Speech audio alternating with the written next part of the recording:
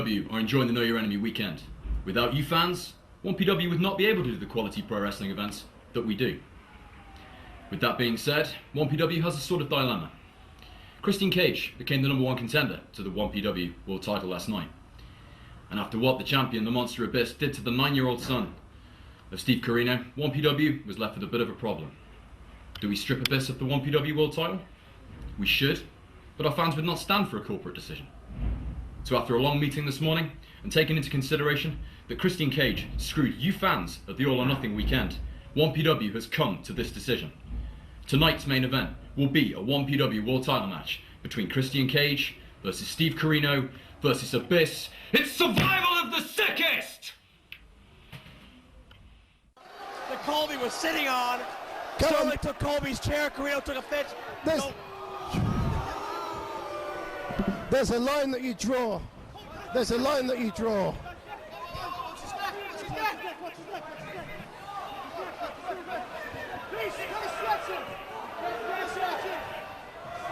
he okay? Is he okay?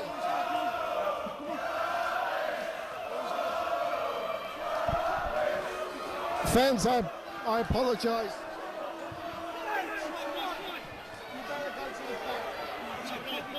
I apologize, fans. Joe Dombrowski's trying to attend to the situation here as well. I'm trying to find out what's happening. Is he out? What's going on? This I feel bad for intruding here. This is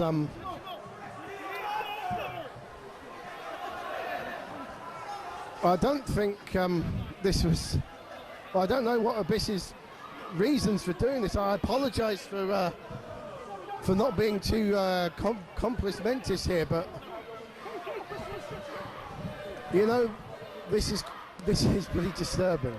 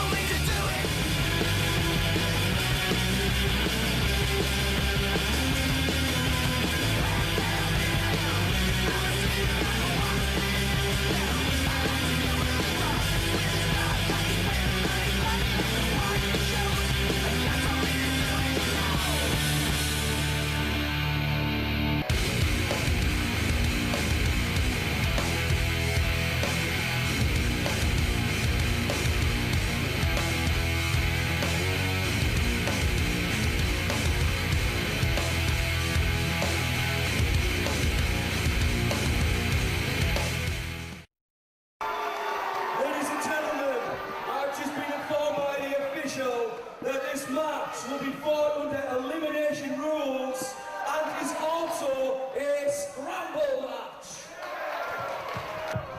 Don't worry, I haven't come to ruin this show, I've come to save it.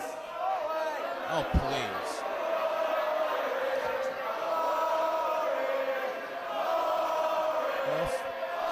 Certainly not a very endearing reaction for Andy Boy Simmons. Trust me when I say I've come to save this show, just like I did last night when I tagged up with your wrestling legend, Lance Storm. It was a great matchup, but I wouldn't say he saved anything. Should appreciate me.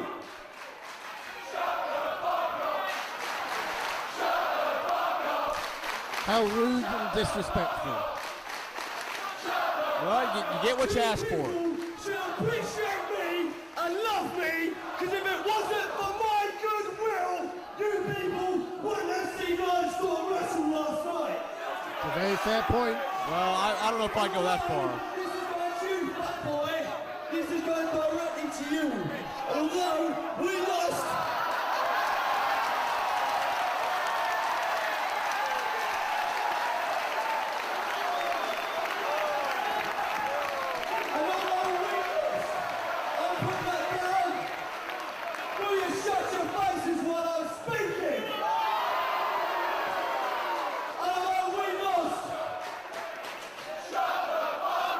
This is what happens. Northerners, they're jealous of us Southerners and our better lifestyle. And this is what they do to us. Well, I think Simmons has it coming based on that attitude. Never come across any bunch of people as disrespectful as you scumbags here at 1PW. I'm putting my loss down to lack of preparation, and to be quite honest,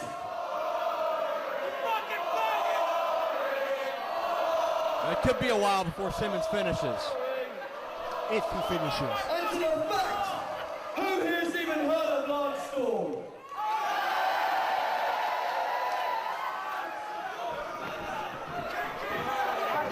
Now, as for you six boys in the ring,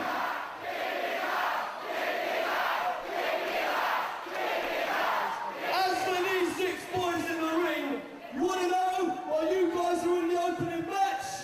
Because the cruiserweight never drawn anything in this business. Is he insane? Wasps make the sting, bees make the honey. Cruiserweights do the work, while the heavyweights make the money. Oh yeah! Oh, please. I get the feeling he's a little outnumbered. And Spud gonna take the fight to Simmons, and everybody else joining in. What an idiot, disrespecting 6 people right to their faces. Look out. Simmons to the outside, and security quick to sweep him away. Wait, check out Spud. Look out! Halo over the top. He just took out everybody in the security staff and Simmons. And Dragon Isu spots the opportunity and starts wailing away on Spud. Go on, Dragon. And Andy Quilton tells us, I think, are we ready to start? Look out! The high-risk offense continues here. We got Lynn, Isu, and Spud on the outside. Looks like El Aguero's gonna join in. Look out! Somersault collides with all 3 men.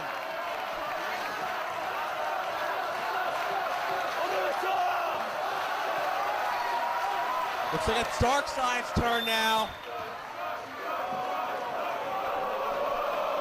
Now what? Moonsault from the top.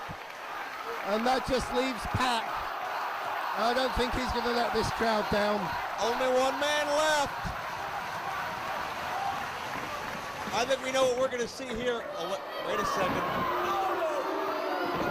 Stevie Lynn showing some brains.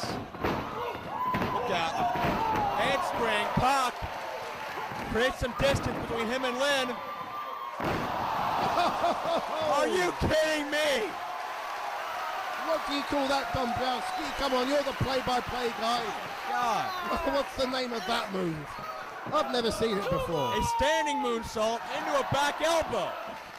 Never thought I would see that. Irish whip reversal. Springs up corkscrew. Lynn counters out of the way. Snaps off a rapid fire Hurricane Rana. Into a quick cover, 2.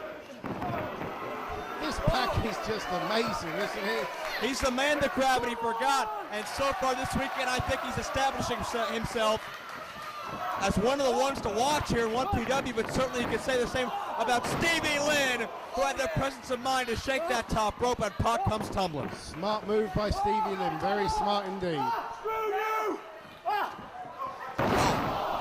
Sit-out burning hammer by Stevie Lynn, and that's neutralized Pac for the first time in this contest as El Ligero makes his way to the ring. Now, Joe, just explain what the scramble rules of this match are. Well, it's simple. It's no tags needed. 2 men in the ring at one time. A more Mexican-style offense, a more Mexican-style rules. It's single elimination. It's more of a high-flying free-for-all, a more lax rule system. So basically, once one guy's out the ring, anyone can just come in and replace him. That seems to be the case, yes. But a referee has to watch these double teams here as Ligero connects with a jumping side kick. Lynn's on the outside, and just like that, Dark Side left with Ligero. Nails him with a lung blower. Ligero, a lot of intensity behind that. Look out. Snaps off. Reverse neck breaker using the rope for leverage. Count of 2. Kick out. Sorry, surprised that Dark Side could kick out there. Big move, the sliced bread there from Ligero. Absolutely right. Reversal by Dark Side. Ligero into the buckle, but gets the foot up. Watch out here. Springs up and snaps off the Hurricane Rana. Such gracefulness behind the execution by Ligero. Now going to spring off the second turnbuckle. Full force tornado DDT. That's the C4L written on his trunks there, but very wisely Dark Side rolls out the ring to avoid the pinfall. Spud gets hung up from behind. Going to spring in. But did not work out too well for Ligero. Paid too much attention to distance. Did not get the footing, but comes right back with a super kick. And Ligero looks like he might have paid him Spud in right there. Count of 2, kick out. Well, there's a reason they call them high-risk moves, but you've got to say great recovery from Ligero. I think that was a clever ruse. And he baited Spud right into the trap. Enziguri connects. Come on now, he's Mexican, he's not that clever. What? You gotta be kidding me. But look at Spud in the ring. Tornado DDT. He's got the cover too. Ligero has been eliminated.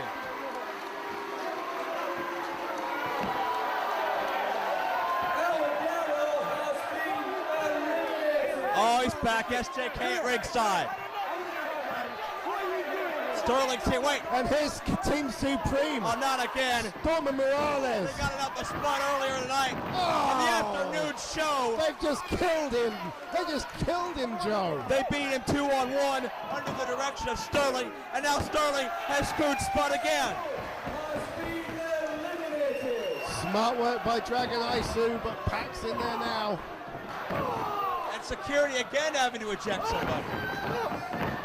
This disgusting maneuver.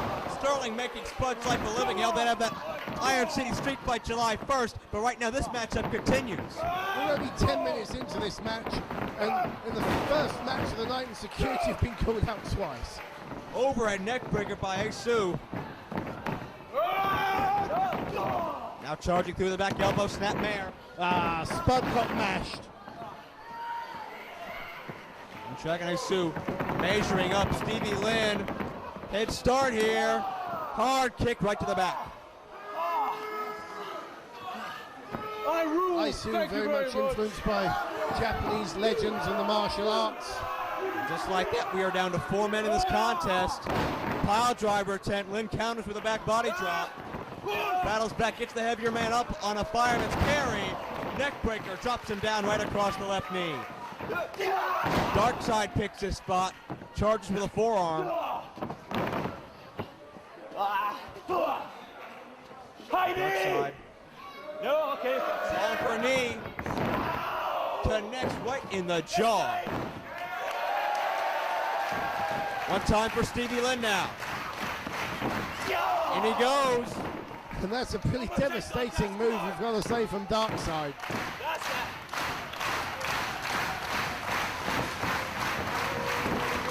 Got full head of steam. Here it comes. Such momentum, he sent himself clear out of the ring on that face wash kick. I love that move. We said this afternoon at Fight Club, I've not seen anyone get that much momentum off the ropes. And one time for Lynn as well. And this crowd really going into our opening contest here, this six-way scramble featuring 6 of Britain's best young cruiserweight athletes. This is showing you what Great Britain's got to offer.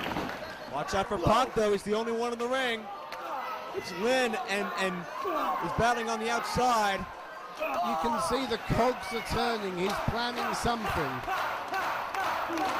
It's Dark Side Lynn and Aisu on the outside, and the fans want Pac involved as well, and he's on top. Taking a chance. Look out, dear God! A hell of a corkscrew! And just listen to this crowd, Joe. Listen to the crowd.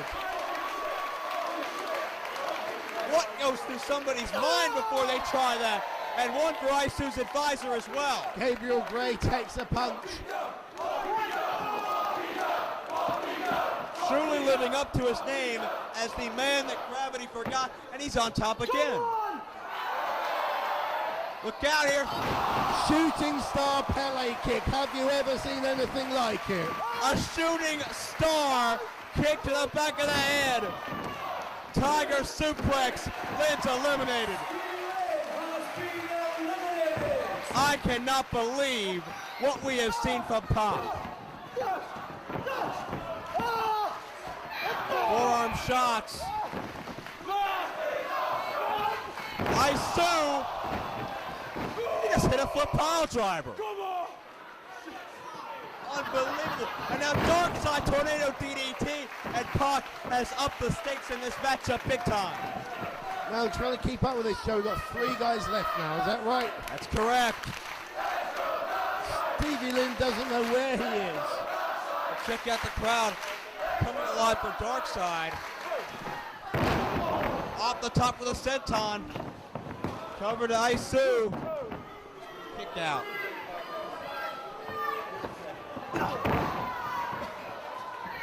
And again now.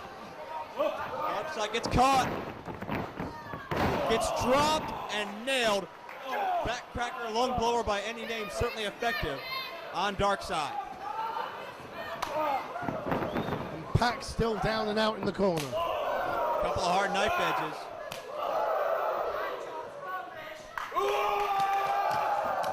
Now rapid fire shots. Dragon Aisu increasing his intensity as time goes on, but that's not going to win him any matches right there. Look out! Great vertical leap by Dark Side, connects with a drop kick.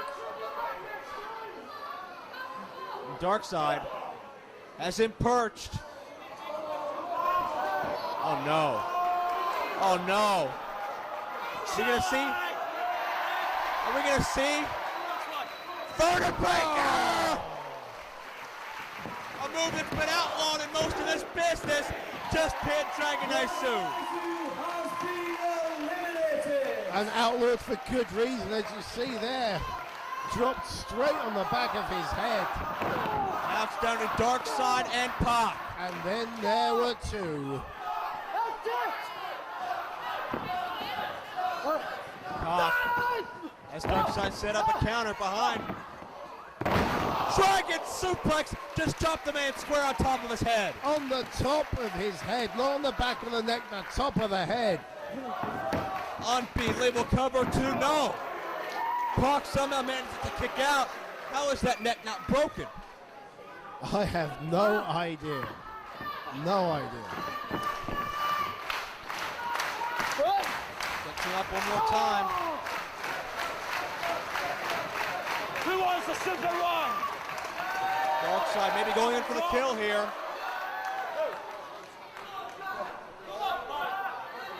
What in the world is this? They're perched pretty perilously, but well, Pac doesn't obviously want to be there, but Pac elbows out.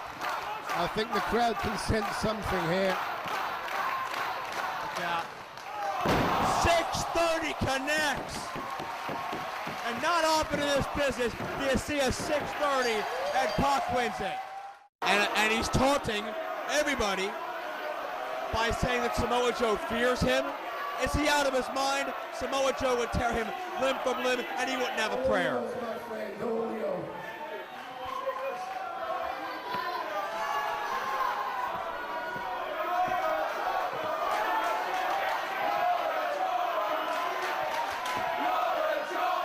Well, certainly the fans showing their disdain for Phoenix.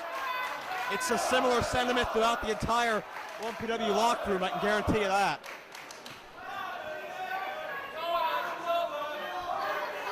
Not flawless by any stretch.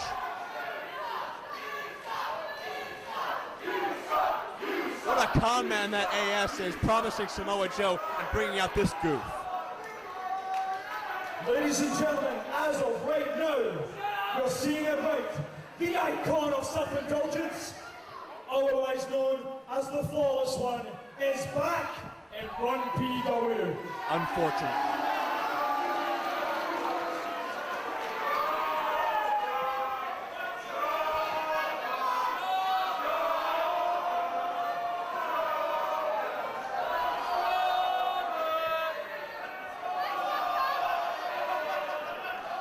I don't know why he's out here.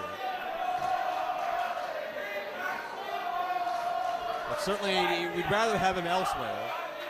He's not really welcome in the locker room. I guess he has to stay out here. You should have already known, Mr. Popularity, the Samoan submission machine, Samoa Joe, is not here tonight. And it's certainly not because of Jay Phoenix, it's because of a doctor-ordered knee injury. Now, let's make this perfectly clear.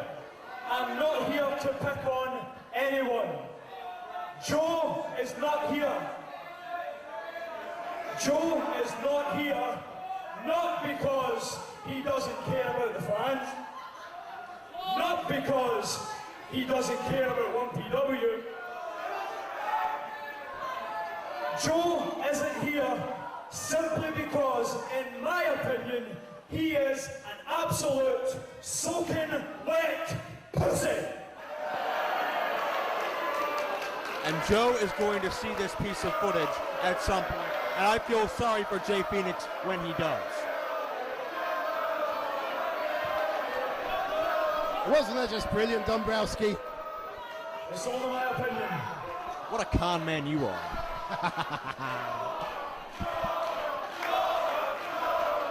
The fans certainly hate Phoenix. The locker room certainly hates Phoenix. And him claiming that Joe fears him is ridiculous. No. Not what it looked like when Joe was kicking his ass in a parking lot 4 months ago. But I guess that didn't happen, right? Can someone tell these fans that ambulances take you to the hospital and that they don't actually take you home?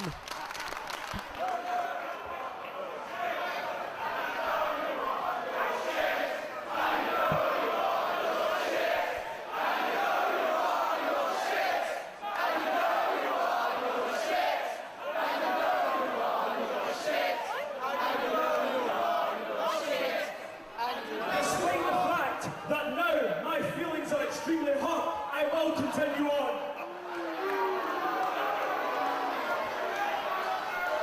That's right, feel bad about yourselves.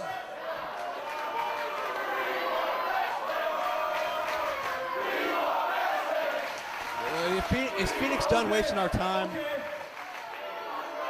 You want wrestling, and that is exactly the reason why I'm out here.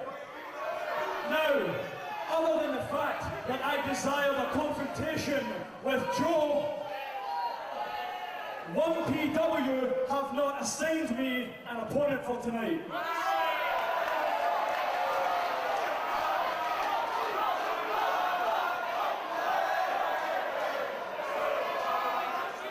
If Joe doesn't have the balls, Alf doesn't have the balls.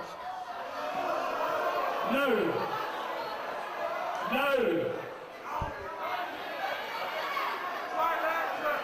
for any of you who don't already know, about 4 months ago, I received a call from the 1PW office, and in exact words, they said,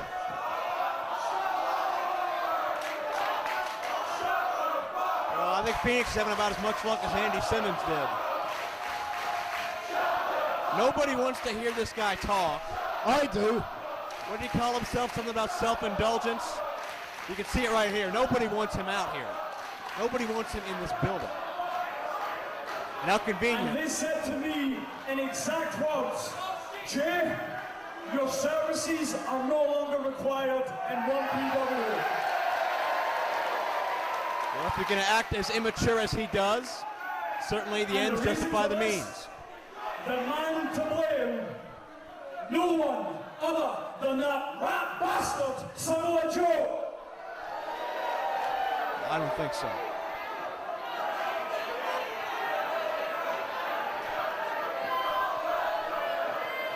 Nigel's big on respect. He's big on respect to the locker room, and certainly Hey,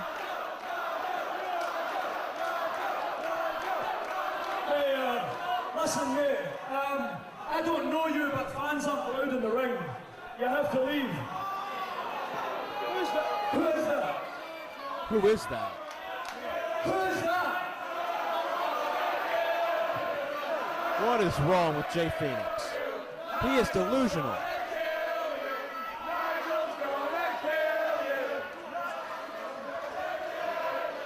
In case you couldn't hear, there's 2,000 people here telling you I'm about to kill you.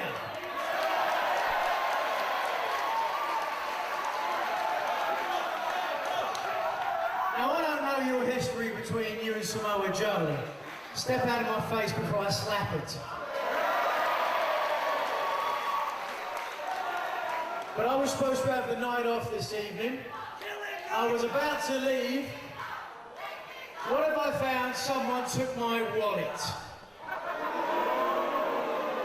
Oh my.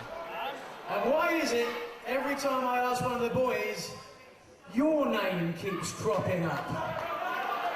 Well, he has that reputation. That wasn't you. Yeah, this is all about If it rumours. wasn't you, I'm sure you won't mind me checking. Make sure you didn't bring it out here now.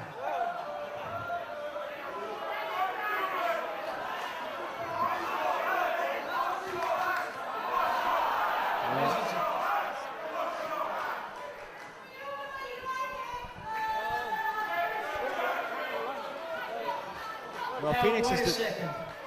Did you come out here dressed like that?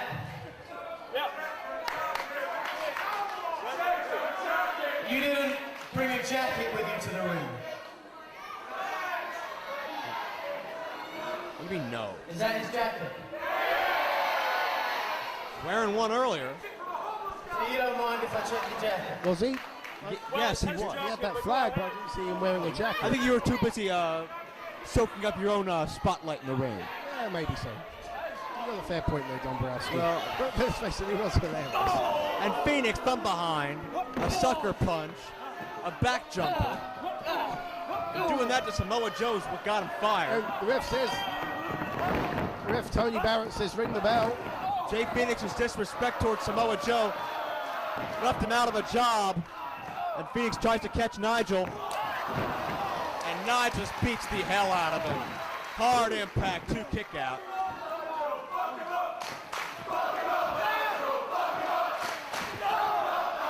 My God. Look at this. Nigel McGuinness assaulting Phoenix. Oh, dear Lord. Well, I'll tell you something, Joe. Jay Phoenix is going to earn every cent that he stole from Nigel McGuinness. Nigel McGuinness hasn't had a good weekend. Firstly, he was unsuccessful in the challenge for the Global Honored Crown World Tag titles. Last night they went to a draw at Fight Club this afternoon. He got pinned by Darren Burridge. He's not had a good weekend, and I think he wants to take out his frustrations on Jay Phoenix. Right. I still can't believe Jay Phoenix is back in 1PW, and I can't believe he is taunting Samoa Joe. We saw him last night have a pillow saying Samoa Joe fears Jay Phoenix, which is ridiculous. And what kind of a man assaults another man from behind with a pillow in a hotel at about 3 in the morning? What kind of a disgusting act is that? In America, you have that amendment, what's it called, where you don't have to say anything. Oh, you're pleading the fifth, right? That's the one. Yeah, I'm going to do that, Joe. Yeah, oh, sure. I mean, it's one thing to wind up these minimum wage idiots here in Doncaster, but it's a totally different thing to wind up again like Samoa Joe.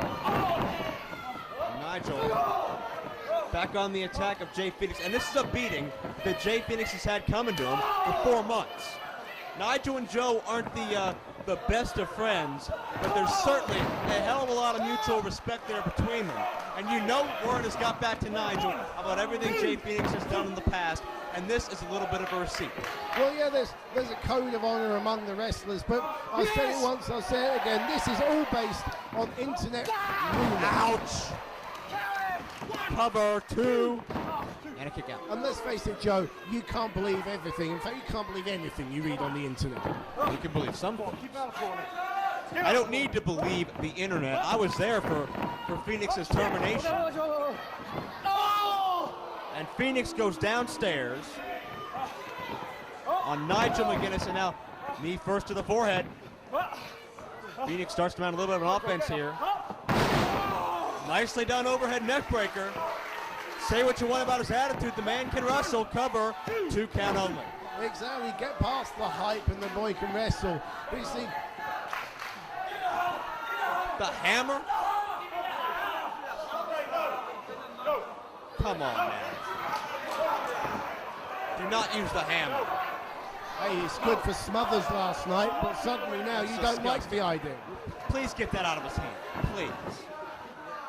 Referee returning that hammer. He's got a pillow. Referee, come on now, Reed. What in the hell is he going to do with that? Jay's going to kill you. What in maroon?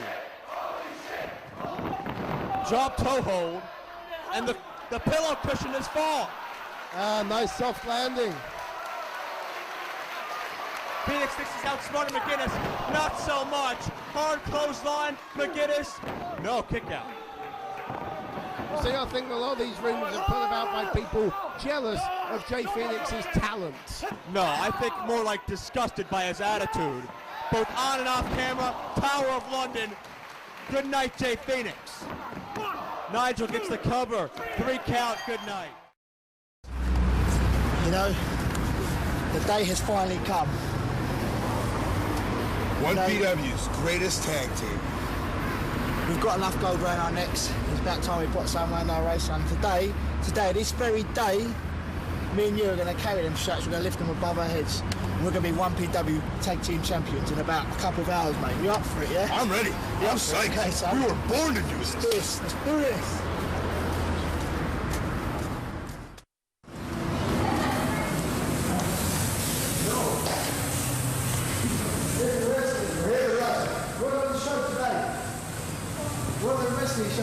Team Shay, 1PW. Where's the show at? We're ready to wrestle. That's what? You can't film without getting permission of course. It's not on today. When's it on?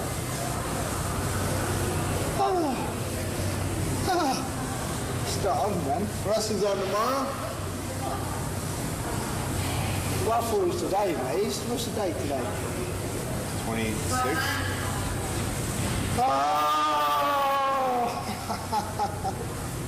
It's tomorrow. Shit. McDonald's?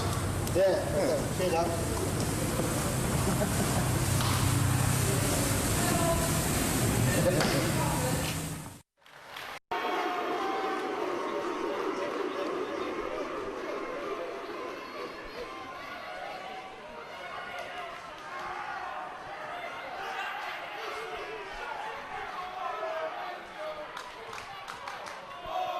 set for the semifinal round of the 1PW Tag Team Championship Tournament.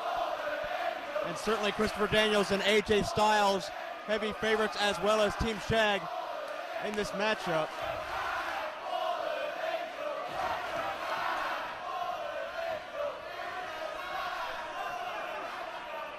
It'll be very, very difficult to actually determine, as Cabana watching himself on the video wall.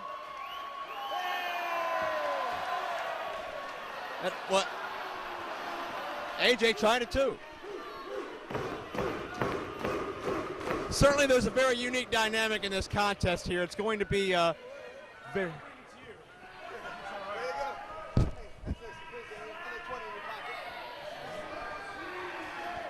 It'll be a very interesting contest. Match has started. I don't know if there's a more unorthodox team in all of professional wrestling than Classic Colt Cabana and the Pucka One Darren Burridge, the Street Hooligan Adventure Gang, collectively known as Team Shag.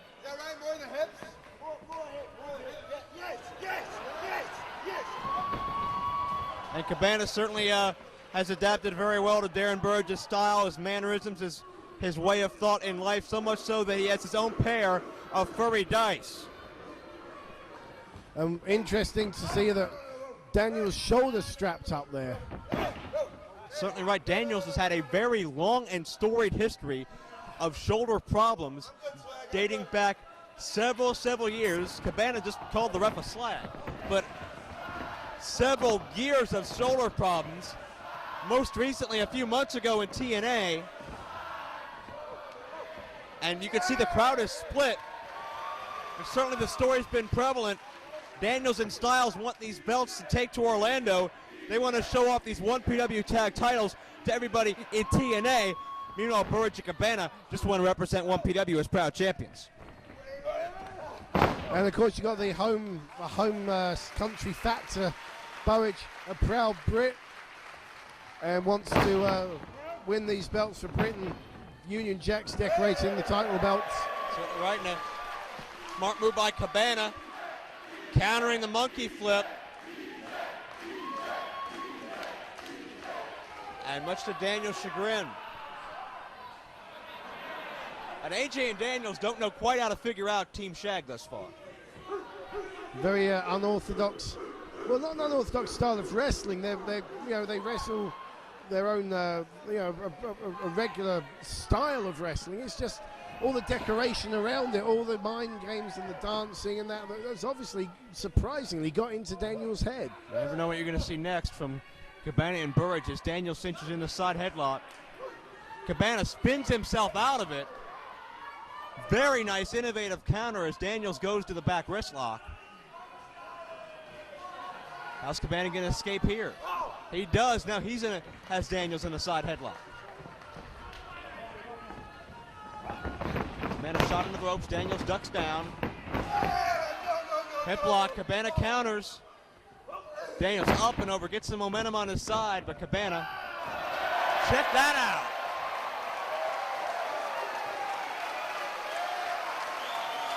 Daniels struts his way right out of trouble. A little bit of maybe some Elvis mannerisms there. Was it Elvis or was it Loki? Or a combination of the two?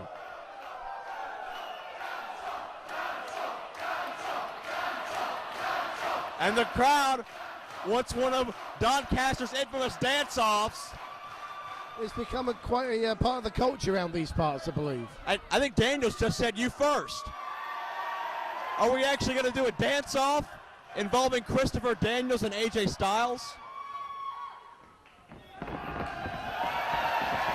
Well, crowd seemed to like that, and the dice as well.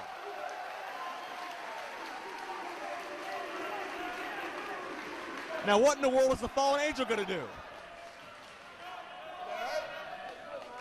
I think he's getting advice on dance steps from AJ Styles. Oh, wait a second. What's... Oh!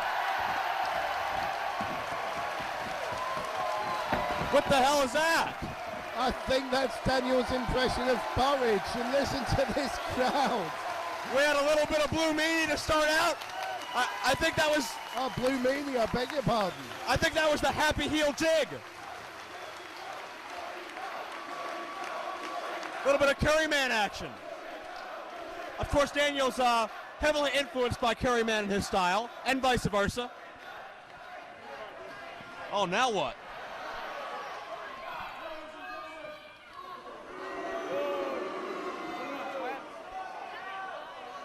We're gonna have to sleep on the job here. Ladies and gentlemen, that is the end of the White Boy Dance-Off.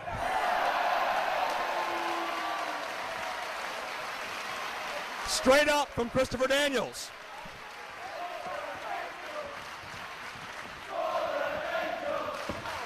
Collar and elbow tie-up.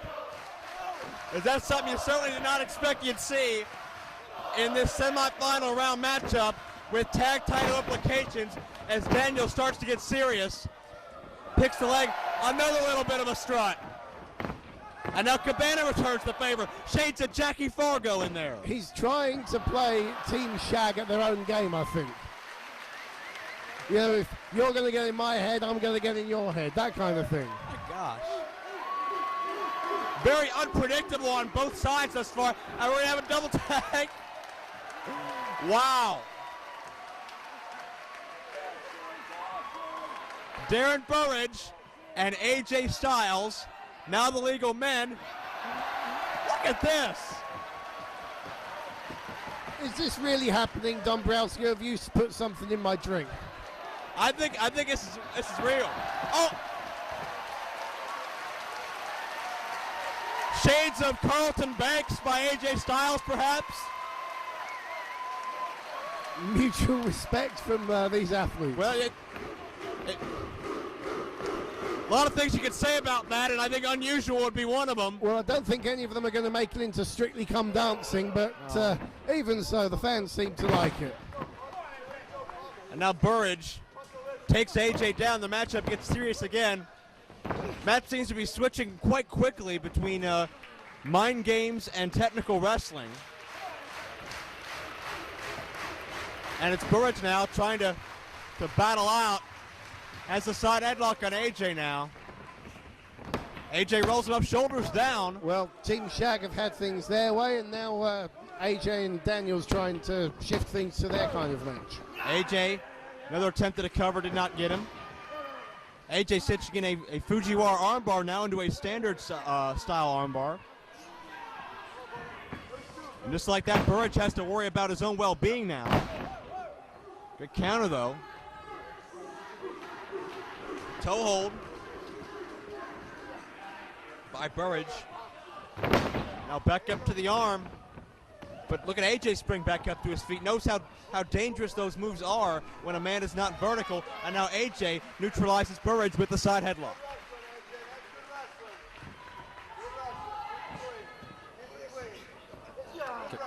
Cabana complimenting both men on their clean wrestling.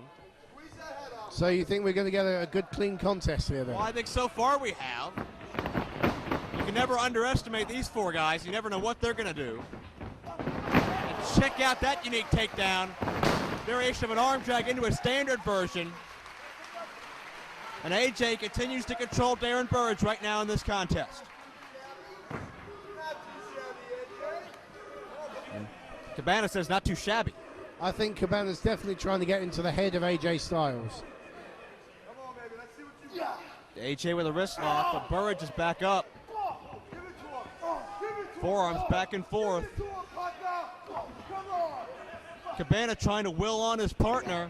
And Burridge, hip lock takedown. Second time now, Daniels has set down as well. AJ and Daniels.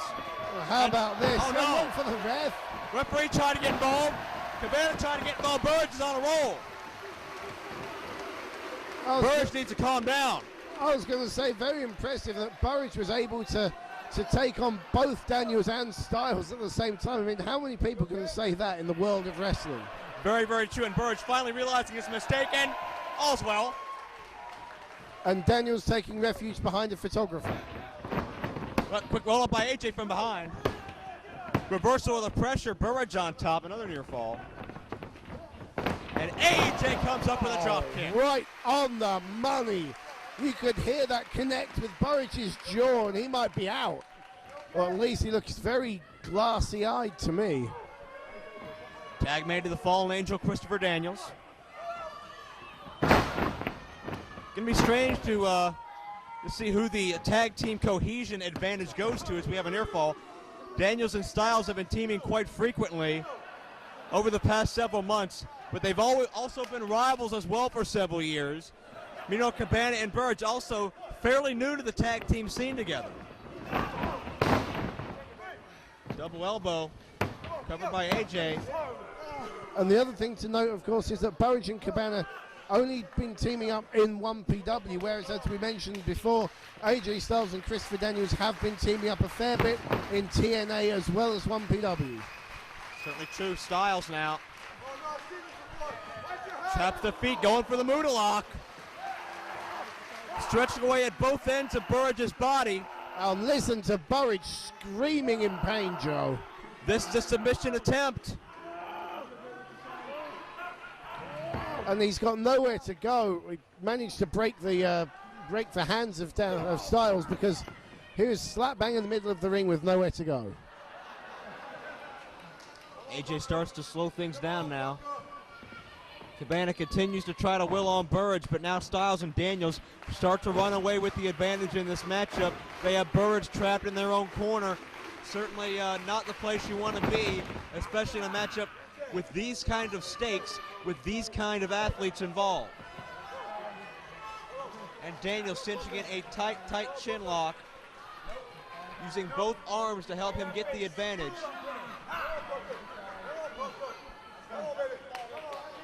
Well, they've certainly picked Burridge as the lesser experienced man on the team. He's 4-year pro compared to Cabana's 8 years. And, well, as good tag team strategy is, you pick one guy, you try and isolate him from his partner, and that's what Daniels and Styles have been able to do so far. Burridge back to his feet, but Daniels could sense the momentum sway. Immediately nails Burridge and gets the advantage back in his favor, but Burridge goes underneath. Look out. Burridge keeping Daniels guessing here. Doesn't know which way he's going to go next. And connects with that German suplex. Beautiful. Daniels had no idea which direction Burridge was coming from. And now in that confusion, in that state of mind Daniels is at now, it could lead Burridge to making a tag he desperately needs. You see, Christopher Daniels needs to watch his old Johnny Saint tapes and he'd know what was happening. Burridge with a tag. In comes Classic Colt Cabana. And Cabana cleans house of both Styles and Daniels, although Daniels still the legal man. Oh.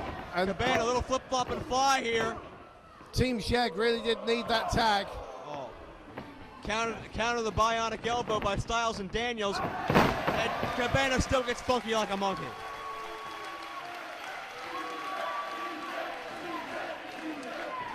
Yeah, Burridge was definitely getting into trouble there, and he's still not quite on his tag rope. Well, he is now. I won't call that what Cabana just yelled out, but we'll go with Flying Asteroid into a cover. Okay, that sounds good to me. Boot by Cabana, big head of steam coming up. Daniels catches him. Went for that standing Uranagi, but Cabana elbows out of it. Shot straight to the temple. Cabana again charging through. Daniels catches him. Hits the Uranagi this time. No, Cabana hangs on. Nicely reversed. Sends him over with an arm drag. Huge boot cover, but Styles in quickly to interrupt. AJ sensed the danger there, Joe, from a big boot to the face, catching Daniels by surprise. And Daniels still in trouble, and that's why he's tagged out, I think. Certainly right. AJ springs in with that graceful flying form cover, and Styles was a second away from advancing to the finals of our tag team tournament. Did you see the hang time he got on that, Joe? That was amazing. He just floated. Burridge whips him in. Double back elbow. Another double elbow. After some interesting shenanigans, but Daniels interrupts both men on top of Styles. That's a questionable move in terms of legality anyway. They've certainly meshed well as a team in a short space of time, haven't they, these two? Certainly correct. Now it's Burridge paired off with Daniels. It's Cabana with AJ Styles. Cabana going for maybe the Colt 45 coming up, signaling for it, but Daniels saw it coming, pulled Styles out of harm's way. As we said, Daniels and Cabana very familiar with each other. They've been around Ring of Honor since the opening times, and he knew what was coming with that Colt 45. Double Nurple sends him out of the ring by the chest. Now that should be an illegal move. We saw that last night. That's not allowed. Look at the look of agony on Christopher Daniels' face.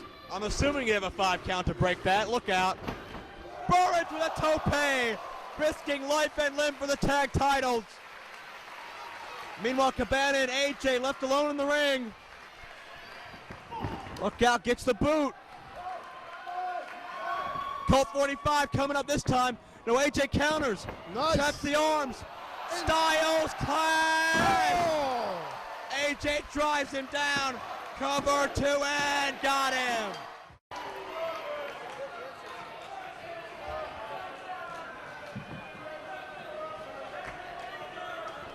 And of course, we got to hear from Tracy Smothers, the wild-eyed Southern boy, before this semifinal match starts. I said, sit down and shut up, you bunch of Donald Casper dunce donkeys.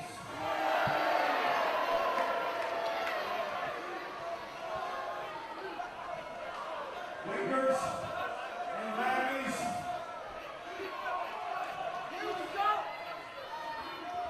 I'm gonna tell you something I heard a while ago that got me about half hot. I heard y'all chanting about a wrestling channel going to be on, and you chanting called 1PW, 1PW. If I hear that 1PW one time,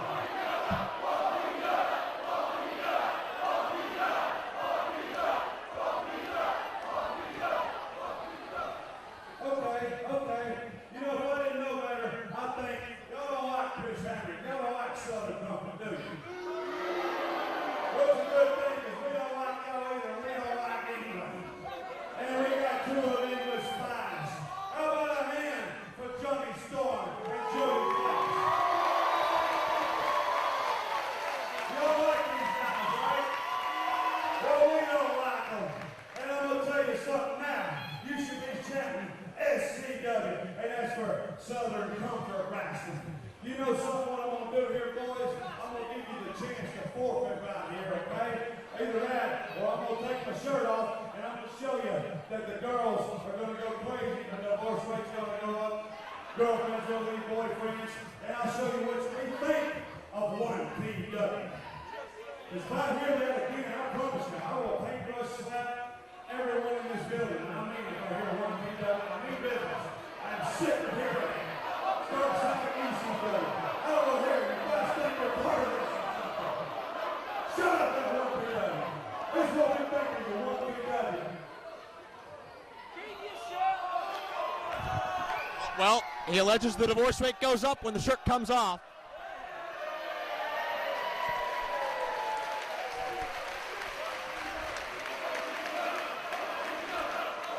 And he's got a 1PW shirt underneath.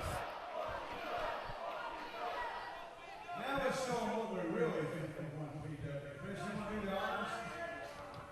Oh. That's disgusting. Smothers and Hamrick ripping the shirt in half. Blowing their nose on it, and Storm and Flash taking offense to their comments about 1PW and about their home country. Well, you know, the 1PW logo. Look out from behind. Smothers attacking Storm and Flash as Hamrick distracted them. The 1PW logo incorporates the Union Jack, and you know, they don't like that being done to the Union Jack. I can only imagine the fuss that would be made if Storm and Flash did that to your precious old glory Stars and Stripes, Dombrowski. Well, very true. Hurricane Rana by Flash as Storm takes over on Tracy Smothers. Storm sent in. Look out. Satellite head scissors takes Tracy Smothers down. And a double drop kick for Chris Hamrick. Drop kick again, this time for Smothers. And Southern Comfort having to bail out early.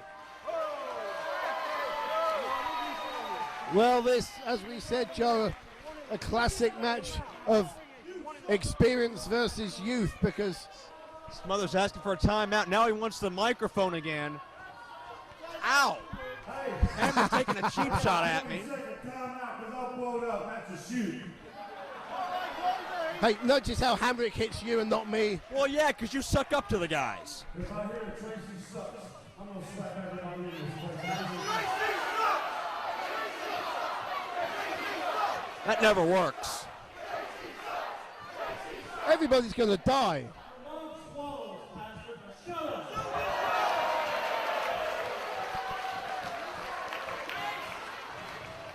You know something? This 1PW and 1PW's finest local yokels right here are starting to get me about half hot. If I hear that 1PW chant one more time, and I mean this too, everybody dies! Oh no. You heard the man. Everybody dies, Dombrowski.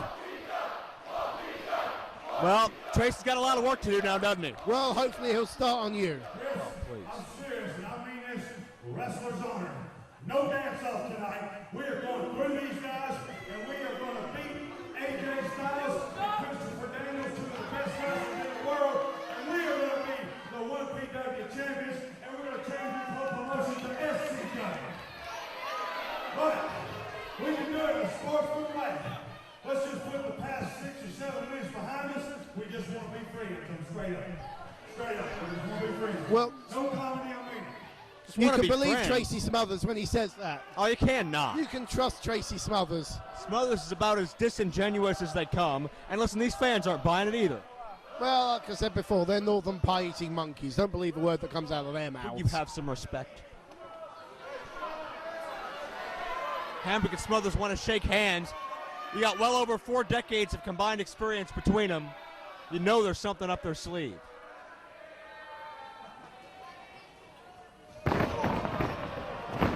And that's where the experience counts. So much for being sportsmen, huh? Fleisch puts on the brakes. Storm now wants the mic. He's got to talk.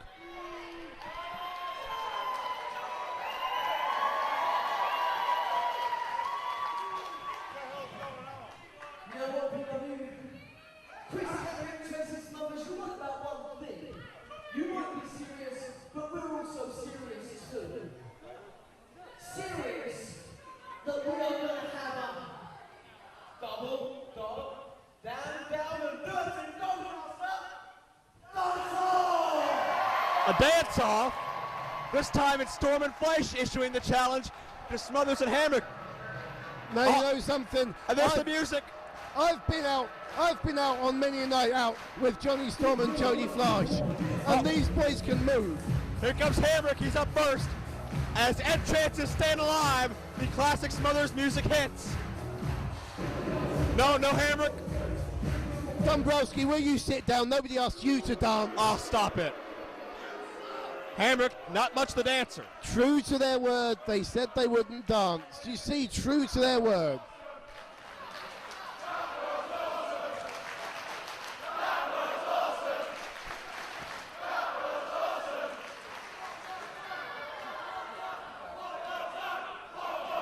Well, what are we going to see here?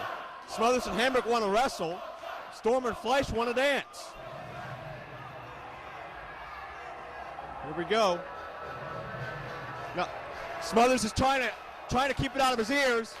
He just can't resist the beat. Oh, when he hears that music, he can't help himself. Dude, he's got to dance. Oh, look at him go.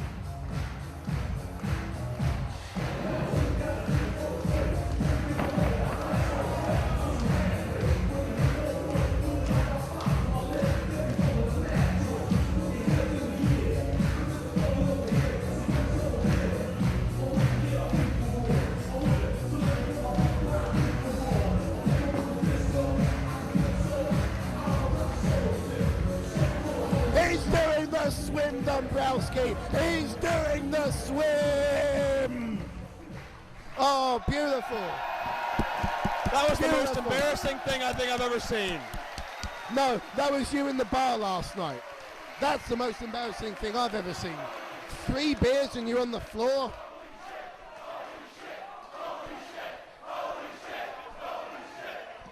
And Hamrick says the floor is yours. Well, Storm and Fleisch, it's going to be interesting to see if they can top that. You'd think it'd be pretty easy.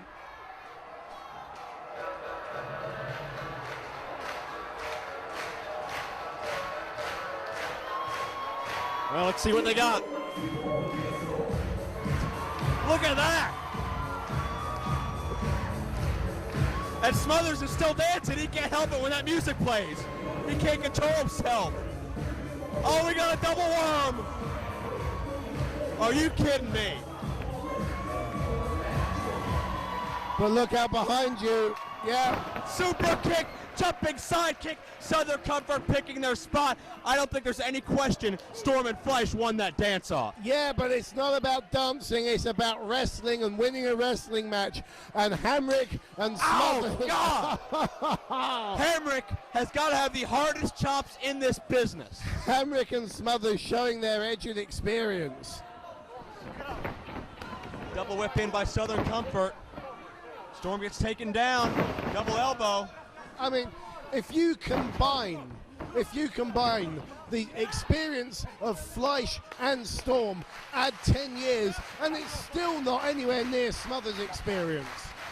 That's another Twisted Genius fact for you, Dombrowski. Hamrick's distracting the official. Storm has Smothers in a backslide. Classic. Hamrick is trying to get the referee's attention to Fleisch, and that gave Smothers the extra seconds he needed to escape. Classic tag team strategy. Very true, as Smothers takes Storm down with a hard clothesline. You know, if you look up the phrase wily veteran in an encyclopedia, you will see a picture of these two guys, Hamrick and Smothers. Tracy's certainly not very flashy, but he's one of the most effective men in the business today when it comes to subduing an opponent, and he almost got a near fall right off the bat there on Johnny Storm. And of course, a real tag team specialist. He's held tag team titles in Smoky Mountain, in WCW, in ECW. Everywhere he goes, he captures title belts. Moved into a super kick, great double team maneuver. But now Johnny Storm begins to fire back. Hamrick with a kick. Storm ducks that second one. Series of chops. Look out, Hamrick went to charge in. Storm countered, Hamrick countered the counter with a boot. Big boot.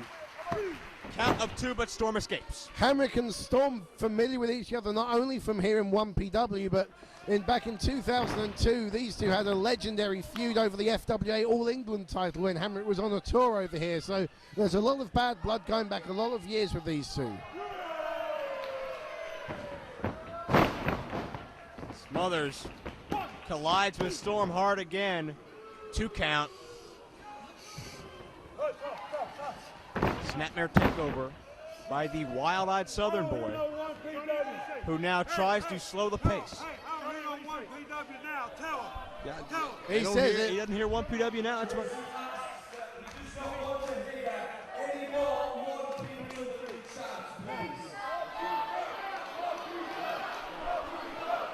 Well, Smothers certainly enjoys wrestling in complete silence, but he's not going to get that with the vocal, boisterous crowd here in Doncaster. I do think if I asked Stevie Aaron to announce, please don't set yourself on fire, everyone would put themselves aflame or something. I mean, listen to these idiots. Maybe despite you. But Smothers is slowing the tempo and grounding the flyer. And using his weight advantage there, because of course all the weight of Tracy Smothers, 235 pounds, leaning on Johnny Storm. Count of 2. Storm right back into things. Johnny Storm trying to get back to that vertical base. I think Smothers' infatuation with having the crowd in silence is the only thing holding Southern Comfort back here. That's the one main weakness they have. They've got the veteran skills. Hamrick certainly brings the aerial ability. They both can brawl. And Smothers almost got a nosebleed on the second rope. Forearm from the first rope does not work. That took a lot out of Tracy. Yeah, charging with a forearm. And Storm ramming his own boot into Smothers' head before dropping it. That's the Fantastic Four. There's the fourth bit. another signature move of Johnny Storm, the Fantastic Four. Do you get it? Storm, Fantastic Four, you know. I understand. Well, you know, sometimes I know I have to make things a bit, you know, blindingly obvious to you Americans. Enzuigiri kick takes down Smothers. Tracy's back up, could not get to Fleisch in time to interrupt the tag. The Phoenix is the legal man. Jody Fleisch spinning heel kick to Smothers. Hamrick in from behind. Fleisch did not see him coming. Fleisch reverses it. Hamrick with a kick. Fleisch uses that momentum to spring up into the Enzuigiri. He was too busy mugging to the crowd initially, and then and he got caught. But Johnny Storm, Southern Comfort trying to regroup, but Storm connects with a corkscrew Pescado. and I think Jody won't be too far behind. Watch out for Fleisch. Smothers and Hammer can't do anything but watch. My God, a moonsault! Straight into the guardrail. The men crashed into each other. The men crashed into the steel. And yes, the men crashed into concrete as well. They're letting it all hang out here in the quest to become the first 1PW World Tag Team Champions.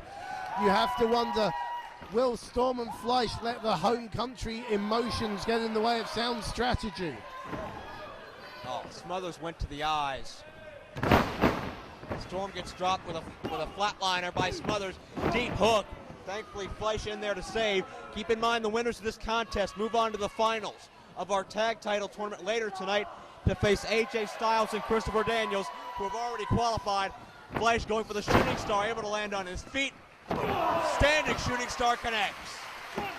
Cover, two, no, Hamrick interrupts. What great presence of mind. Jody Fleisch saw as he left his feet that Smothers had moved and managed to land on his feet and hit it from a standing position. Look out. Oh! Dixie drop coming up by Hamrick. Levels him, cover, two, and a kick out. And if Johnny Storm hadn't done that, I tell you now that Hamrick and Smothers Southern Comfort would be in the final. Oh, Storm trips up Hamrick, however. Storm charging in. Double spring. Connects with a Hurricane Rana. Beautifully done. Storm with a cover to the finals. No, not yet. Only just, Joe, only just kicking out. And they're now breaking out the big moves, trying to finish this one off as early as they can so that they're fresh enough for the final. Look out! You heard the thud. Storm sidestepped Hamrick, who went crashing through the ropes. And now Tracy on his own with Johnny Storm. Fleisch still in the ring, however. Hamrick may be wiped out for good. In the ring, a double team. Leg sweep. Low drop kicks to the temples. Fleisch immediately to the outside. Looking to take a chance here. High risk. You can call it total elimination, whatever you want. 3 counts, they win it. いやもう今日誰が入ってもね、やるだけですよ。昨日もう防衛してるしね。帰って焼肉食うためにね。I think I'm turning Japanese. I think I'm turning Japanese. I really think so. Well, you're the only one here. You're the only one turning Japanese. You're not Japanese. You're American. You're Canadian. That's Cleavon, and that's Bubba. He's from Tennessee. You're from north of Windsor. Don't start that. You don't even have the proper accent, okay? You're going to speak Japanese. I can speak Japanese better than the two of you. You've got an afro. You look like you're from a black exploitation film from the 70s. Pikachu!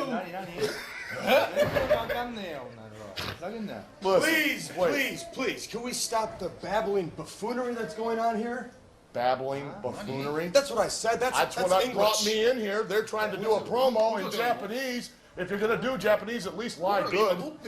These guys can't understand a word you're saying. Oh, they can understand. Some goofs. Look at him. Look at his hair. Listen, this guy owns a horse farm outside of Louisville, Kentucky, and this guy's from Detroit. I don't know what you've been smoking, but I'd like some of that. These guys don't speak English. You guys don't even speak English. What? Huh? See, you can hear the accent. Georgia. There it is. Tennessee. I don't care what you guys say. We got a 3-way tonight. You guys better be ready. It's ridiculous. 3-way? Menage a trois? Hey, I know you like that kind of stuff. I'm making a 4-way. Well, Cleavon, fight on, soul brother. Bubba, good job. We understand. Assholes. Hey.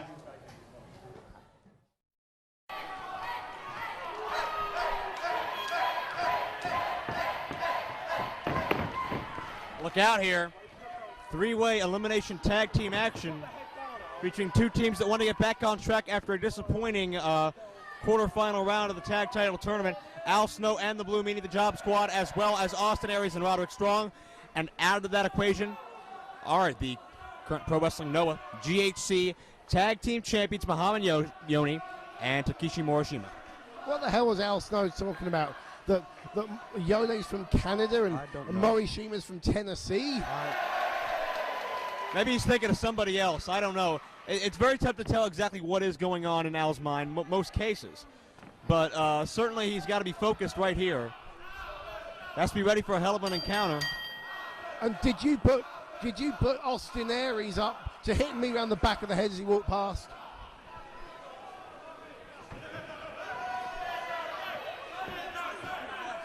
All right. I understand. Expensive jewelry.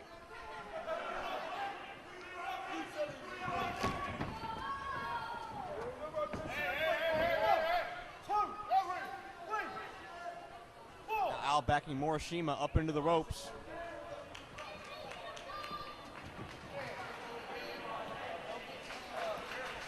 Al Snow greatly experienced. And the crowd is breaking out in a "We Want Head Cheese" chant. Shades of a bygone tag partnership. Indeed, nostalgia. I wonder what Yoni and Morishima think of Head. That's an interesting question. I don't think they've ever seen anything quite like Al Snow or the Blue Meanie, do you? Not in the least.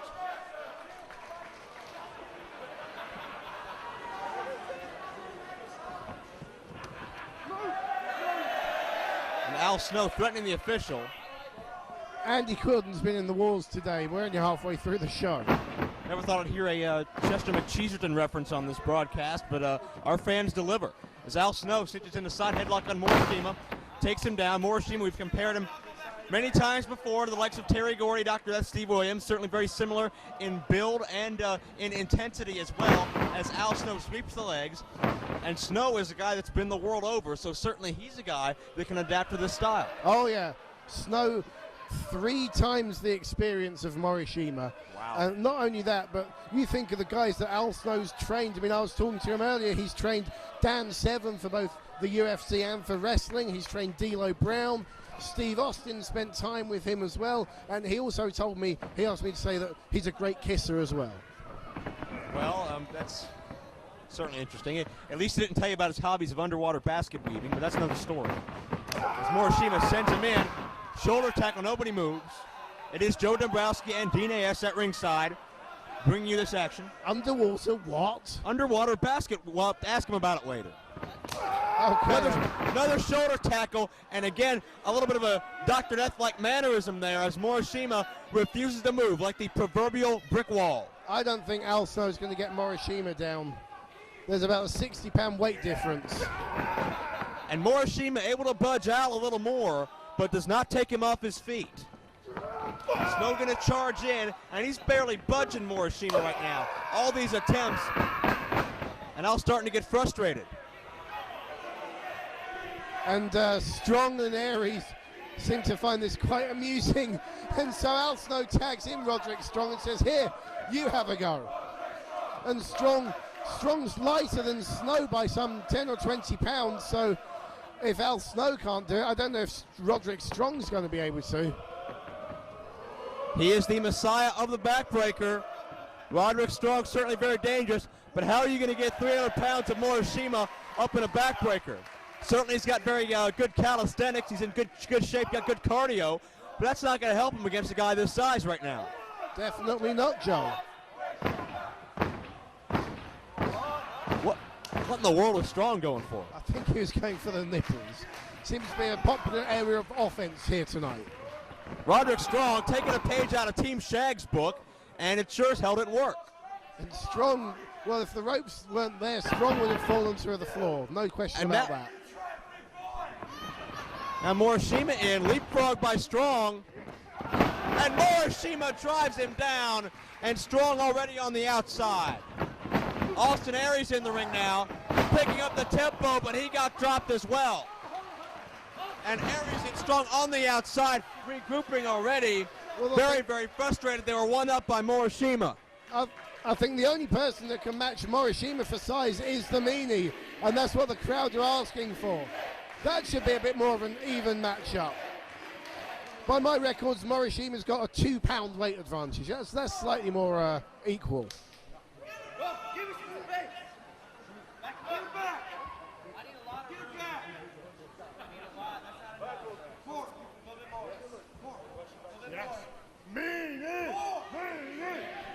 Al and Meanie having a conference here in their corner.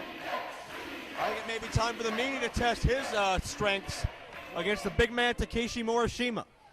Get the name right. It's not the Blue Meanie anymore. It's Lung Boy. Oh. Meanie's only got one lung, people. Well, that's very true. Had a very severe life-threatening surgery 6 weeks ago. You have to wonder how close to 100% he is. Just 24 hours ago, Tracy Smothers struck him in the chest with a hammer. That's the only reason the Job Squad did not make it to the semifinals, thanks to a hammer. So we'll see if Meanie's in 100% tonight. Al Snow saying sumo.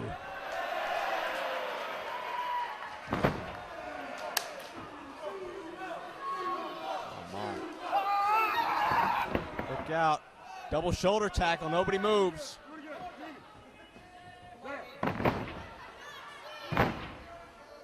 Second time. Morishima just looks puzzled and confused. Well, that certainly worked. Stepping on the toes. Well, it didn't knock him down, but well, maybe it made him mad. And certainly Al not happy about what he saw either. Tag is made to Muhammad Yoni.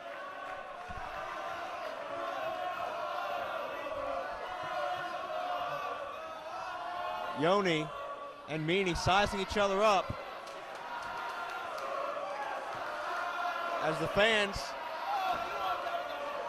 seem very entertained by Yoni's hairstyle. Familiar chants here in this building. Side headlock by the Meanie as now Meanie has Well, this is a battle of the haircuts. I mean, let's face it, Dombrowski, in what other sport would you see a Japanese man with an afro taking on a man with blue hair and a matching beard? And Al was just helping, I think, pick hair out of the Meanie's mouth, and I think both men are puzzled by what they're looking at right now. And they're saying he's got head lice, nits. I hope you got checked before coming out here, Dombrowski. Sounds like a personal problem. I don't think either man is happy about locking up with the other right now. Tie up. Meanie tries the headlock again. Off the ropes now. And Meanie knocks Yoni down. Up and over. Got to watch out for those hard lariats. Meanie with a go behind. Reversal by Yoni. And Yoni can't get his hands around the prodigious waist of the Meanie. And that ample rear end of Meanie right into Yoni's midsection. And the Meanie's pretty happy for himself.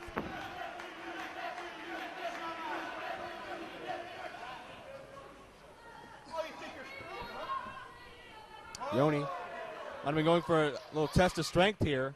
I don't know if that's a wise move. I don't know who I'd give this advantage to. Meanie's bigger, but certainly Yoni seems to be packing more muscle per pound or muscle per stone, I'd say. Al cheering on the Meanie from the apron.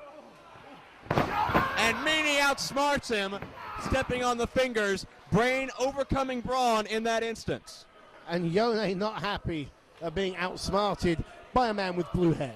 Certainly right.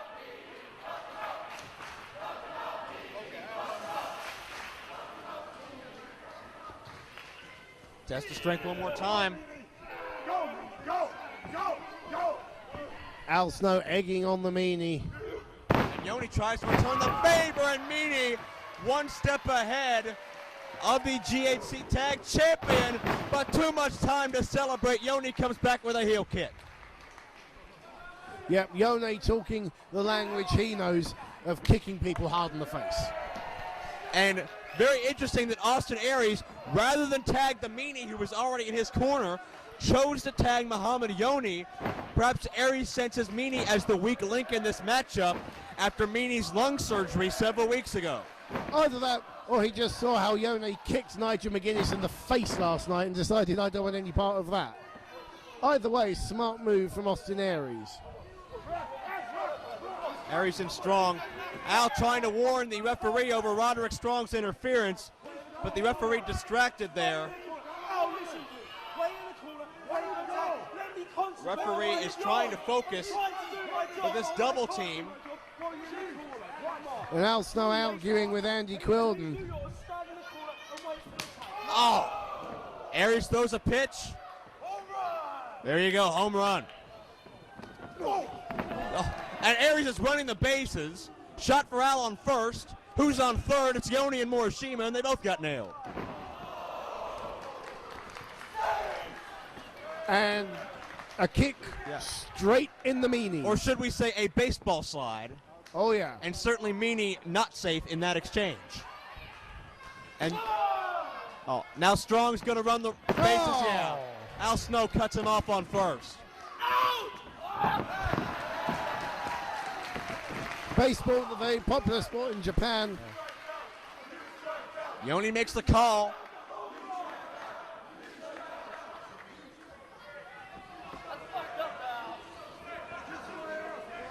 Now it's Aries controlling the Meanie. Ducker the head too early. Meanie neckbreaker attempt, beautifully done. Cover, hook of the leg, kick out. Looks like the Meanie making his way to his home corner. Aries sent right into the buckle, and Al Snow now in this contest. Snow sends Aries in, clothesline. Oh, nearly took his head off with that, Joe. Into a cover, barely a count of two. Aries and Storm defeated by Johnny Storm, Jody Fleisch in the quarterfinals, which led them to appearing here. Of course, two of our teams. Nice roll into the elbow, great agility by the veteran. Of course, two of our teams not here in full this weekend, Homicide and Just Incredible.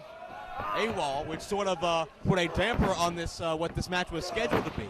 They're not AWOL, Joe. I told you, immigration did their job for a change. That's your opinion, and hopefully we'll get the story on that in the coming days. But right now the story is on Al Snow and Austin Aries. Oh, come on now. Would you really want the Homicide in the country?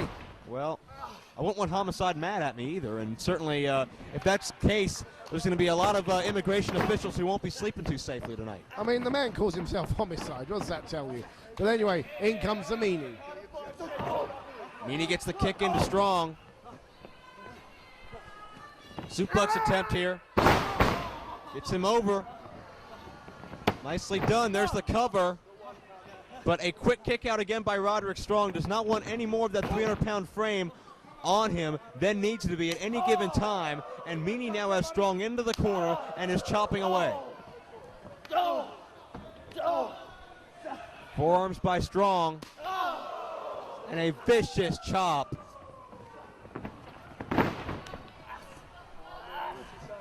Roderick Strong up there with the Chris Hamricks in the world in terms of chop intensity. Oh yeah, he's a hard hitter. And there you can see that operation scar of Meanie's. Tag into Yoni, who tries to scoop Meanie up, and that's not a very wise move. Second time not going to happen. Meanie's at least 290, and he deposits Yoni. Morishima would be able to get that done, but unfortunately not Yone. Right. Snow about to be going for a snowplow. Yoni counters inside cradle. Snow was almost eliminated in this contest. Keep in mind, elimination rules are in effect. Snow going to send Yoni further ride. It's a kick. Big scoop and a slam. Head of steam. Charging in. But Al Snow wisely ducks out of the way. Al Snow knew what was coming. Let's face it, when Muhammad Yoni gets a full head of steam like that, you don't want to be anywhere near him. Veteran instincts for you. Definitely. And Yoni very upset, but I mean, what does he expect? That's over 2 decades of experience there from none other than Al Snow. Now drives the knee into Yoni's midsection and begins hammering away. Snow is vicious in there. Certainly, whoever wins this matchup, right back in line for a future shot at our 1PW tag title holders, whoever they may be at night's end. I mean, look at this. I'm looking at Al Snow in the ring with one half of the Global Honored Crown World Tag Team Champions. Where else in the world would you find this other than 1PW? You Absolutely wouldn't. right. Unique to this promotion, Joe. Going for the snowplow, I think. Al Snow is signaling for it, but Yoni counters. He has Al Snow up. Out here. Yoni setting up for something. That head of steam one more time. Hard clothesline, drops Al Snow. Yep, the big Choshu style lariat from Yone.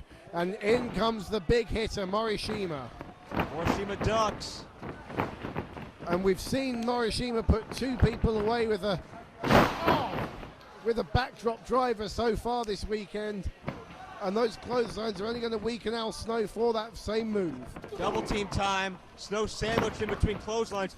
Nowhere for him to go. Yoni's got meaning. Wait, cover attempt. Aries comes in. Morishima down. Holding the trunks. Holding the trunks and... The team of Yoni and Morishima have been eliminated. They just got a pinfall victory over the GHC World Tag Champions, Joe. Questionable call if you ask me, but a cover. Quick kick out by Al. Aries had tight. Morishima's shoulder may have been up. I'm not sure about the actual shoulder blade, which is what counts. But nonetheless, Aries and Strong have eliminated half of their opposition. Yeah, but a pin's a pin and a win's a win. And Aries quickly on top, 1 count. Front face lock by Aries.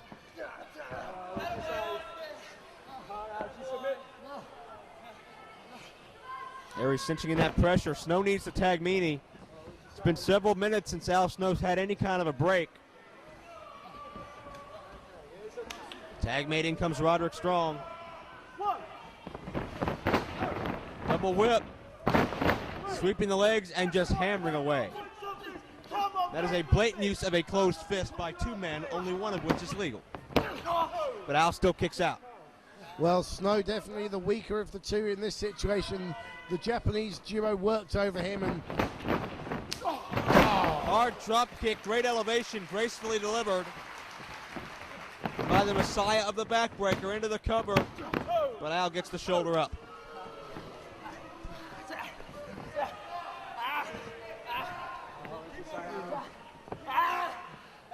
Snow's a long, long way from the Blue Meanie, from his corner at the moment, Joe.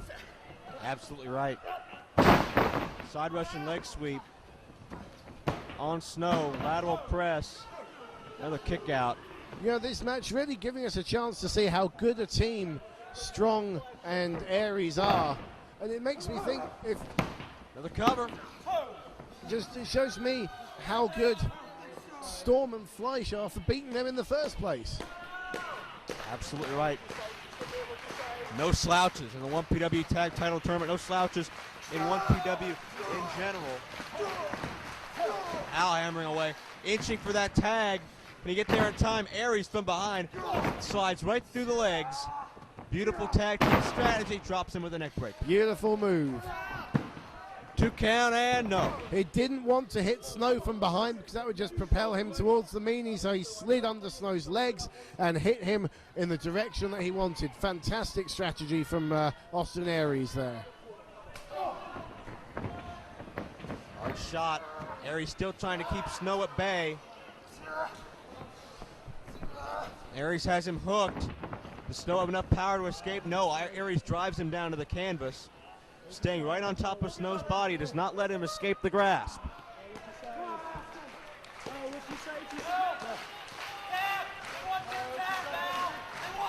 Snow in a lot of trouble here, Joe. Very true.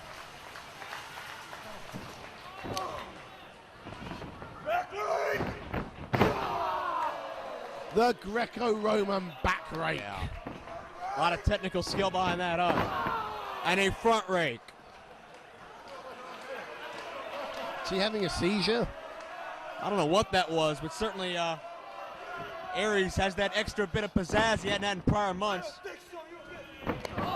And worrying about what the fans want was a fatal mistake. Enziguri-style kick by Al Snow. Straight to the back of the head. Al inching for the tag. He gets it. Meanie is the legal man. Meanie starts to unload on Austin Aries. Roderick Strong in as well, but Meanie takes care of him. There you saw the experience of Al Snow. Waited for Aries to mug to the fans and chose his moment. And the Meanie charging in using that weight advantage, Joe. Just in the nick of time as well. Meanie has both members of Aries and Strong's team stacked up in the corner. A splash connects. Hard slam. Oh, is he setting up for the Meanie salt here? I think he is. Oh, this is poetry in motion, Joe. The only 300-pound plus moonsault in the business. Can he get up? Look at the Meanie. Connects with the moonsault. Beautiful. Cover. They got it. No, Roderick Strong at the last second. That may have been it. Great move from Roderick Strong. Great move from Roderick Strong there, because that would have been it. Al just made a blind tag. I don't think Roderick Strong realizes it. Elevated to the outside. What? No. Don't you dare do that. No. Please, Meanie, for the you don't need to be back in the hospital so soon, and thankfully for Meanie's well-being, Aries cuts him off. But he took quite a spill to the outside there. Al grabs Aries. Snowplow attempt countered. Aries with an O'Connor roll. He's got tights again. He's got tights again. Oh, thank God he didn't win it twice that way. And a fraction of a second away from the 3 count. Snowplow this time drives him down hard. Al Snow goes for the cover and wins it. Hamrick's already wrestled once tonight, but he's pulling double duty for the honor of Old School X. Well, the whole problems involving this matchup and Old School X started with Sterling in intervening himself in the main event last night between Abyss and All Permanent. Tried to grab a chair from our tech area. So happened that Steve Corino's son Colby was sitting in the chair. Steve took great exception to the fact that Sterling basically pushed his Steve Corino's kid out of the way, and it ended up with Colby near the ring in the confusion, and he ended up in the grasp of Abyss.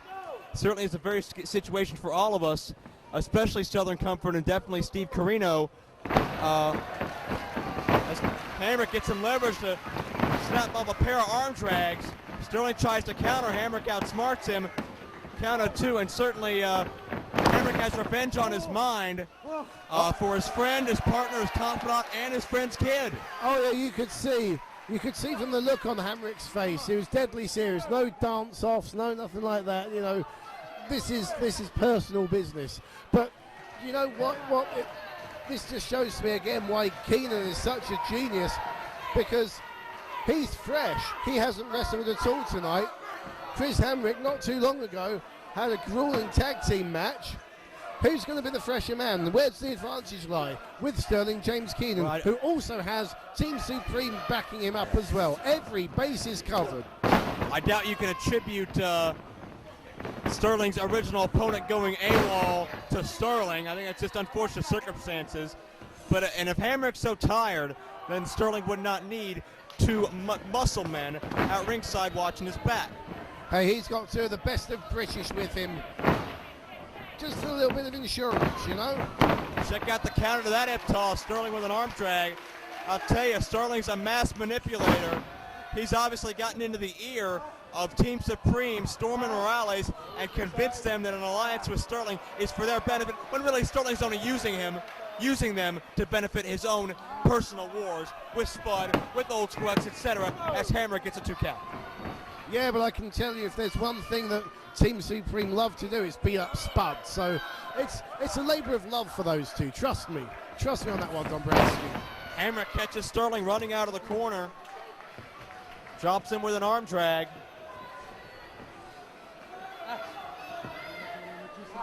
And a huge difference in experience. Hamrick's a 21-year pro as opposed to just 4 years for Keenan. And Hamrick now just going to stretch him. And just going to bend that body in ways that is not meant to go. Chris Hamrick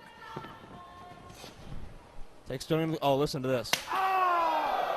Among the hardest chops in the business. Oh, yeah.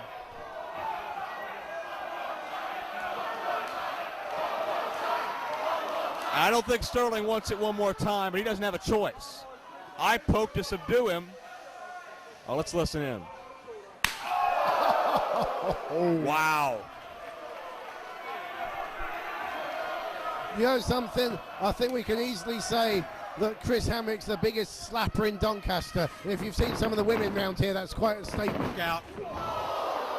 Hamrick hangs himself up in the corner. Sterling hits the lung blower out of the second turnbuckle. Nowhere to go for Hamrick. Lateral press kick out by Hamrick at 2. Hamrick left himself in a very precarious position, and Sterling was able to follow through. Sterling drops the leg. Now dragging Hamrick to the center of the ring. Smart positioning. Going to measure him now. Driving with the fist. Cover. Hamrick up at 1. Certainly Hamrick has the motivation here. He's fueled by what happened. Hamrick was out here as well as Smothers, Carino, and so many others when Abyss shoved Colby, Carino, 9-year-old Colby to the ground. And certainly that's very fresh on his mind. Anytime he looks at Sterling, and a great high elevation drop kick by Hamrick.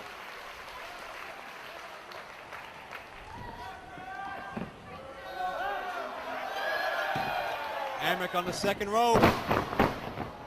A guillotine leg drop.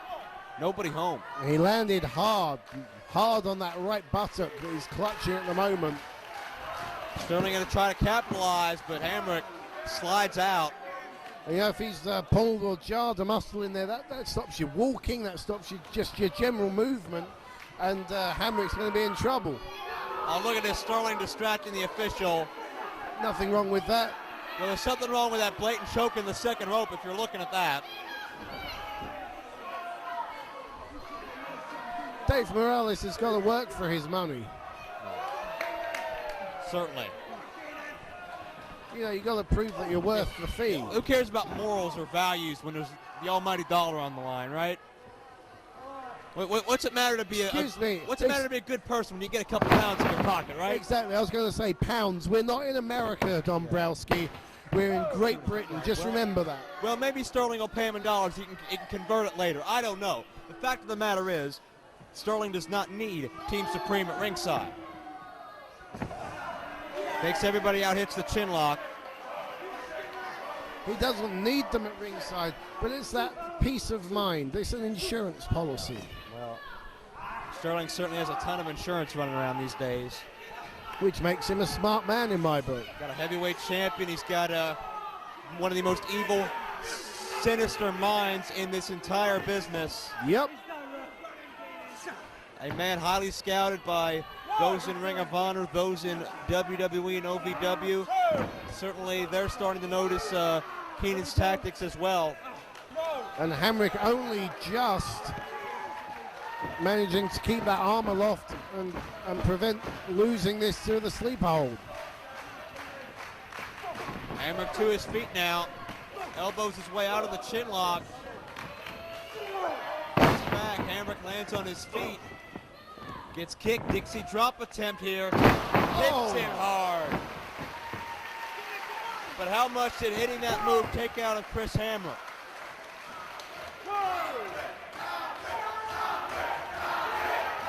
The obligatory 10 count from the referee.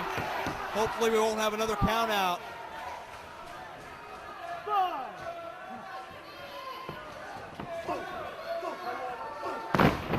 Hamrick starts firing back. Enzuigiri kick. Beautiful move by Hamrick. Hamrick pulling out all stops here to avenge what happened last night to Colby.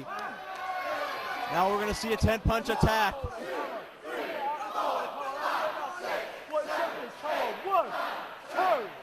Hamrick pounding away on Sterling's cranium. An extra shot for good measure. And Hamrick up and over. That shot dazed him, but not enough. Sterling hits an STO takedown. Cover follow through, but no. Beautifully done. Just took Hamrick by surprise, and that will knock the wind right out of you. The less you're prepared for a move, the more impact it has. Sterling continues pressing the advantage. Few hard shots. Whips Hamrick in. Look out, Dixie drop again. No. Drops him on the knee. Conventional suplex, great roll through. Hangs on to him. Oh. And now hits. My God. Almost a reverse version of that move. Almost a reverse Dixie drop for 3. No. I've never seen Hamrick deliver a suplex that lands that high on the back of the neck before. Almost a reverse Dixie drop. Me neither. That was an incredible move, Joe. Now Hamrick maybe planning to put Sterling away. Hamrick to the second rope. Sterling with a counter. SJK up top, but Hamrick with one swipe of the rope puts Sterling off balance.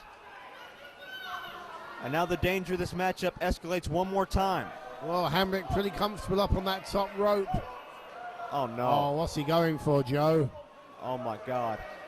Super Hurricane Rana was not able to grasp him around the head, but he got the body scissors, which may have been worse for Sterling. Took him over harder. Oh, and damn it. Morales pulls Andy Quildan out of the ring. Oh, that's a stroke of genius. Don't you dare ring that bell, Stevie Aaron. The match is not over. The referee did not count to 3, and we continue. And a great DDT from Sadistic Jack Storm. What kind of crap is this? That, my friend, is the insurance I was telling you about. Crowd chanting for Spud, but it's no! Oh! Hamrick is out! Come on, referee. That had to be 3. That had to be 3. I've never liked Andy Quildan.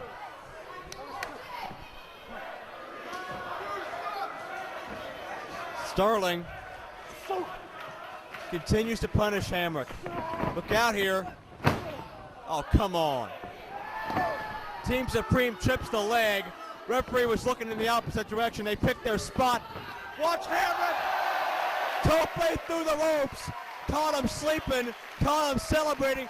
And Hamrick has neutralized this 2-man advantage of Sterling. Hamrick has a fair chance once again.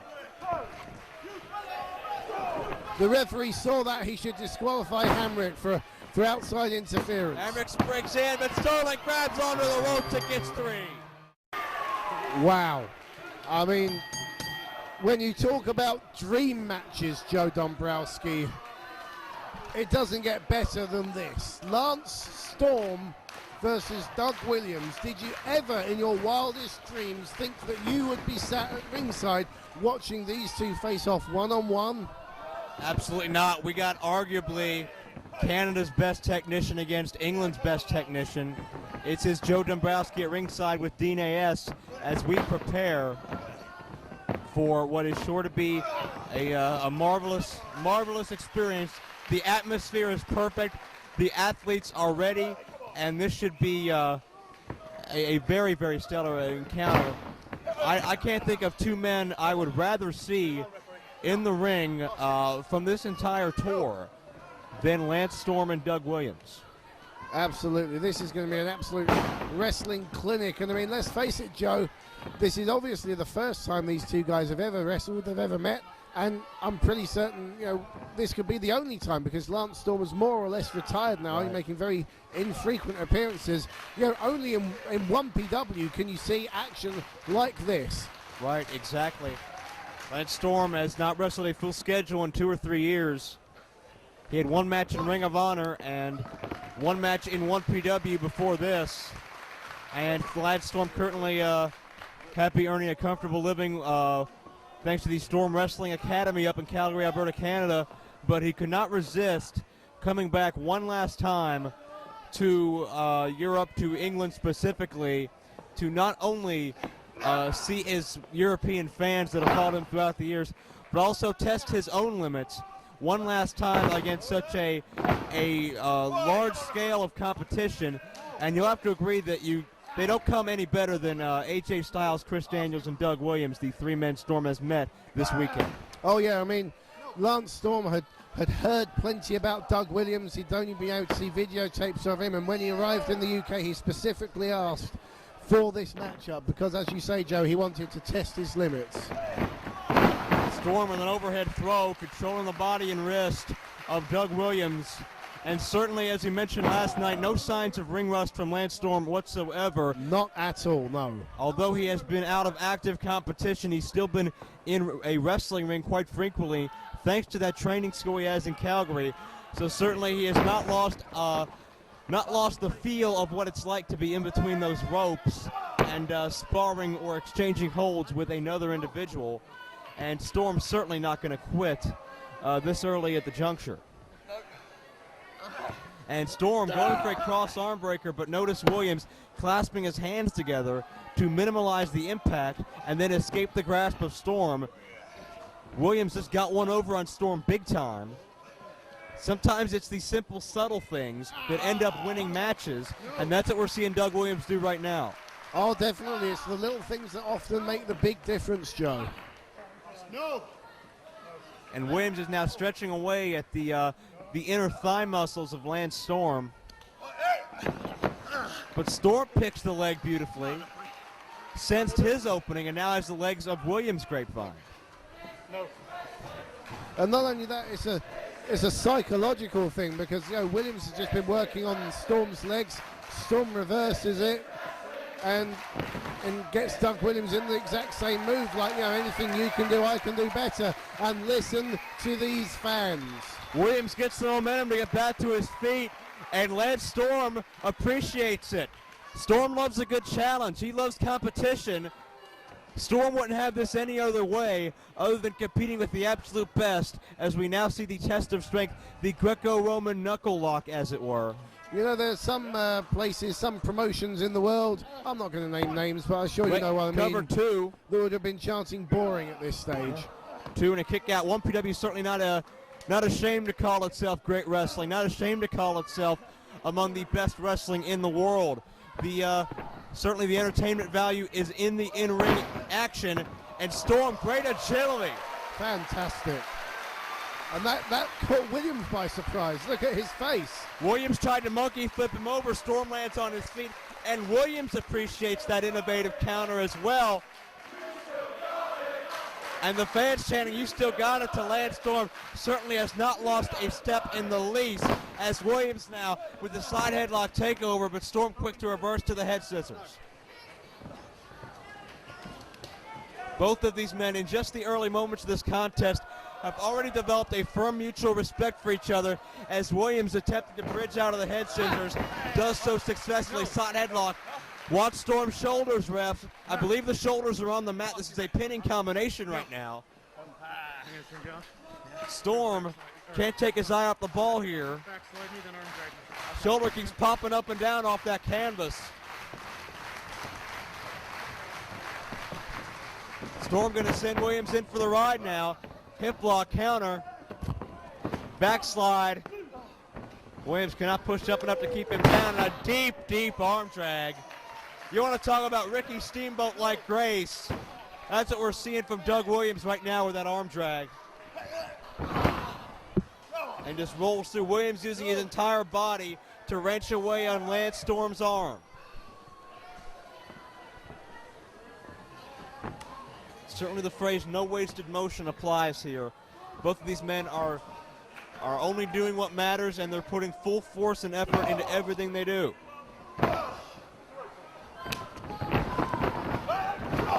There's a back elbow by Williams, coming off of the Irish whip and a European-style uppercut. What's interesting about these two, you know, they're both similar height, they're both similar size, They both started wrestling age 20. Storm reversing that whip, however. Williams going to catch him with a roll-up. Lance Storm escapes and walks right into another arm drag from Doug Williams, who is right now once again over top of Lance Storm, and there are not many places for Storm to go. And look at Storm's face. Oftentimes he does not show much emotion in the ring, but you can see the frustration setting in right now on the kisser of Lance Storm. He's definitely frustrated. You know, I think he's starting to realize that all the hype about Doug Williams is well-founded. And, you know, when they say that Doug Williams is bloody good, he is. And the fans certainly appreciate what they're seeing in terms of this technical clinic. Men who have studied wrestling all their lives are now meeting for the first, last, and only time, but Storm gets a knee up. Some forearm shots to Storm. Sent in for the ride, up underneath. And Williams sends Storm to the outside. And that's going to be probably the biggest move of this match so far. Storm lands very awkwardly on the floor, and you can see the frustration setting in once again on Lance Storm, as Williams, however, the consummate professional, invites Lance back inside the ropes. As you said, Joe, Storm is really frustrated, you know. And it's very unusual that you see this, and Storm's not happy with what happened there. Doug Williams just said, I heard him say, look, it was an accident, but Storm not having it. And now it's breaking down to more of a brawl, which is not what I thought I'd see. And Storm able to outsmart Williams and catch him coming in. Face first in a retaining barrier goes Doug Williams, and that's where the veteran instincts of Lance Storm come in handy. Knew that Doug would give chase after he got under his ire and was able to catch him coming through that bottom rope. And just like that, Lance Storm is on the offensive, but I think it's very interesting, Dean, to mention that Lance Storm, as best he tried, could not out-wrestle the anarchist Doug Williams. Certainly not, and yeah, that's not a situation Lance Storm is used to being in, let's face it. Quick cover, 2 count. And Storm, I think, is looking to end this matchup as quickly as possible. Storm was all for the sportsmanship, but we found out that Williams is meeting him move for move and maybe one-upping him a time or two.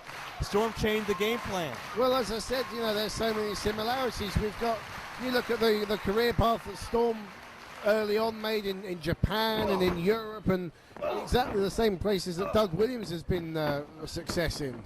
Now, huge elevation on that drop kick, catches Doug right around the facial features, lateral press, right shoulder comes up.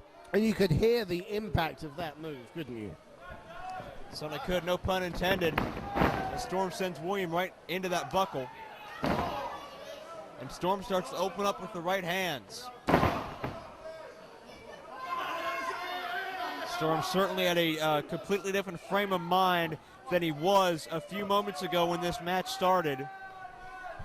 Storm is out to punish the Anarchist. Maybe he feels a little bit slighted that Williams showed him up a little bit here in Storm's special appearance. And I think this matchup, although it's not going in Williams' favor right now, is proof positive that Williams is certainly on top of his game. There was a little bit of a question as if Williams had entered into a bit of a slump after dropping a couple matches at a No Turning Back weekend. But I think here, win, lose, or draw in this matchup, Williams has shown he is as good as or better than he's ever been before. And certainly this matchup is going to give a major boost in the right direction, no matter where things go from here.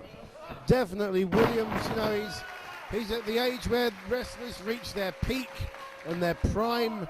And as I said before, I've known Doug Williams literally since day one, and I've never seen him, better, really. Williams dropped Lance Storm with the neck breaker, fights back with a few uppercuts, but you can see he didn't have a lot of power behind it, as Storm was able to pick that leg and come right on top of Storm with the STF, the step over, toe hold, face lock. And he's really got under the skin of Storm. He's just shouting, who's the wrestler now? I've never seen Lance Storm like this. I really haven't. And I've followed this man's career for many years, you know, since him and Jericho were in Smoky Mountain in the Thrill Seekers. And I've honestly never seen him like this. See, Lance Storm takes a great offense to the fact that his self-proclaimed title as the best technical wrestler in the world is very much up in the air right now. And Storm cinching it hard with the Chancery. Notice not only applying the hold, but driving Williams' body further down towards the mat to cut off any leverage he may have, which Williams has negated for the moment. Listen to that shot from Lance Storm. Whip in reversal, and Doug charged in with a high knee. Storm dazed, but caught him with that jumping side kick. Oh, he's definitely been studying his Doug Williams tapes, hasn't he?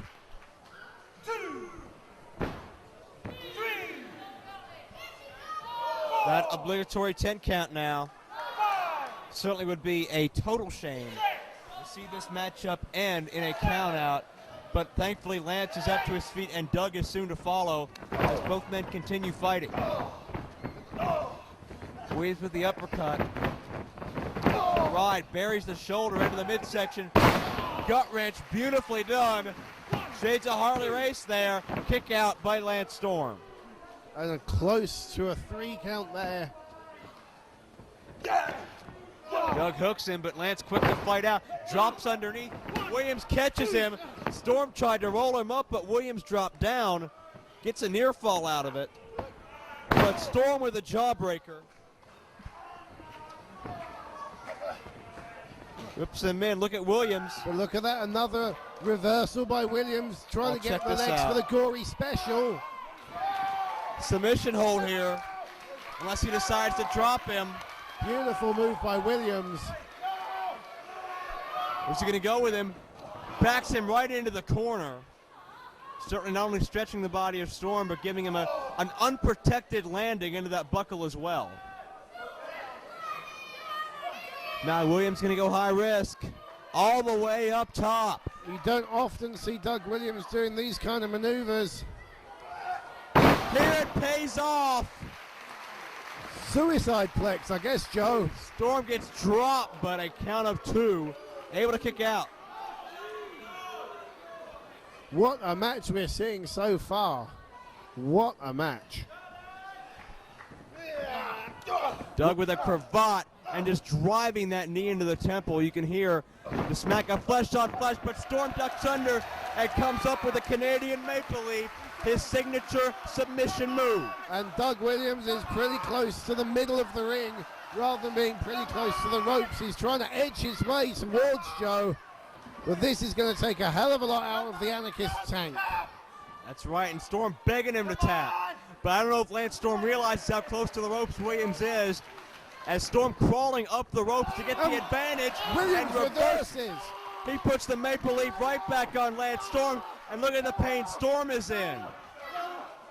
But Lance able to get to the rope as well. Joe, talk about getting inside the head. I said earlier when Storm reversed the leg scissors move on Williams, but now Williams reversing Storm's own finishing move. Certainly don't see that very often, and certainly not as effective as Doug Williams applied, as again Williams matches Storm move for move. That's got to continue to get under the skin as Williams goes high risk. Cover and a count. No, 2.5. He hit the bomb scare knee drop, but only a 2, Dombrowski. I think he's setting him up for the Chaos Theory. Very well might be. Storm reverses. Up and over. Can he hit it this time? Chaos Theory coming up. Drops him down, cover. Count of 2, 3. He got him. What a match. And time for All Perma to talk here, but 24 hours removed from a hellacious title match with Abyss that got crazier than any of us could have ever predicted. What is All Perma going to have on his mind tonight?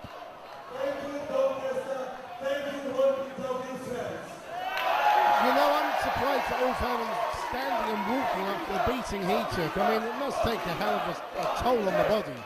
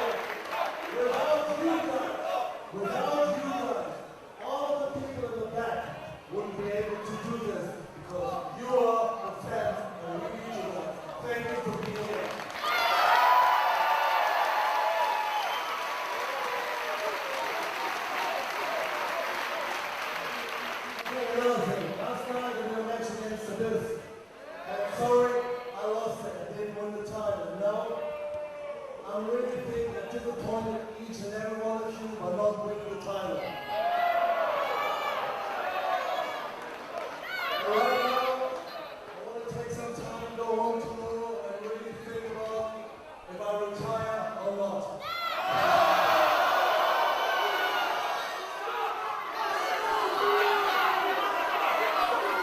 What business does he have out here?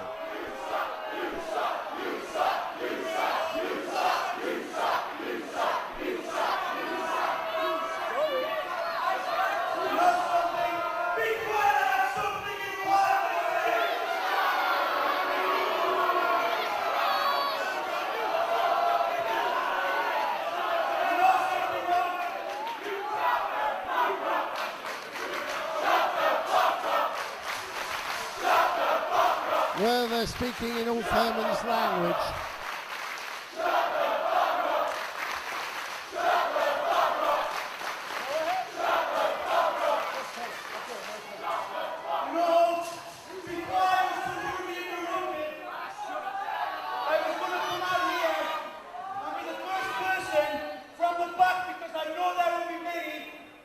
Congratulate you on your retirement. Please don't He didn't say he was retiring, he just said he was thinking about it. Exactly. I think Iceman's jumping to some conclusions here.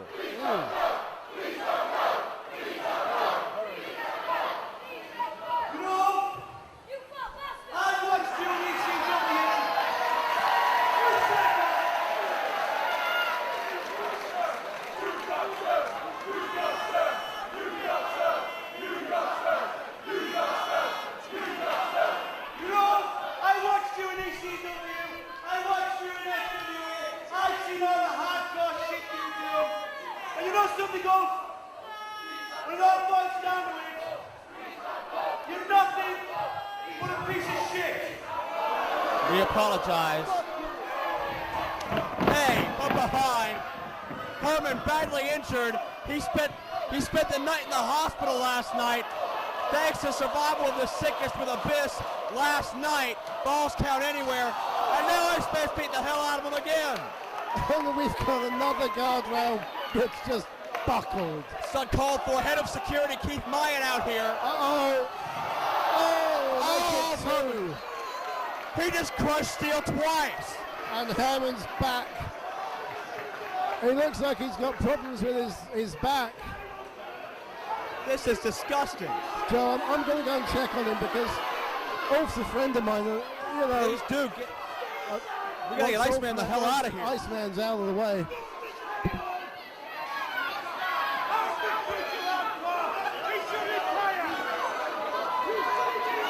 Iceman, well, in his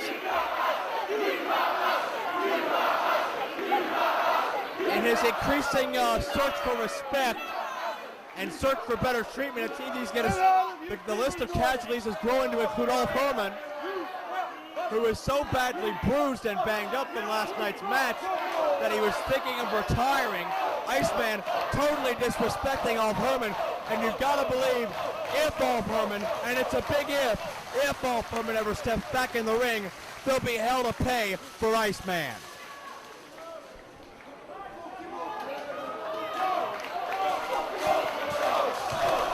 He's in a lot of pain, Joe, I can tell you that. I mean, he's in a lot of pain. Ulf Herman isn't someone who frequently makes a fuss of things.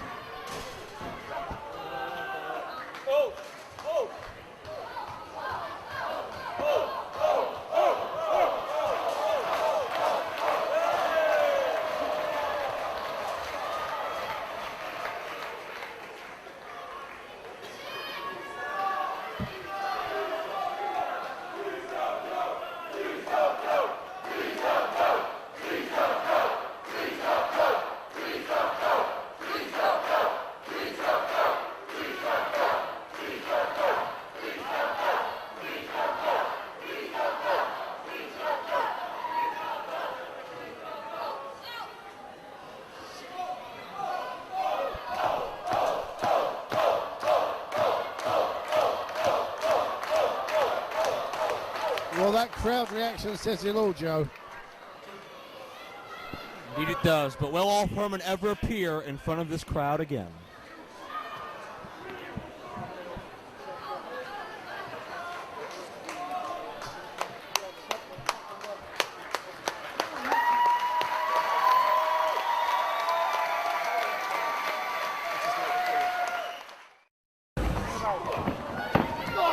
Well, the match underway already.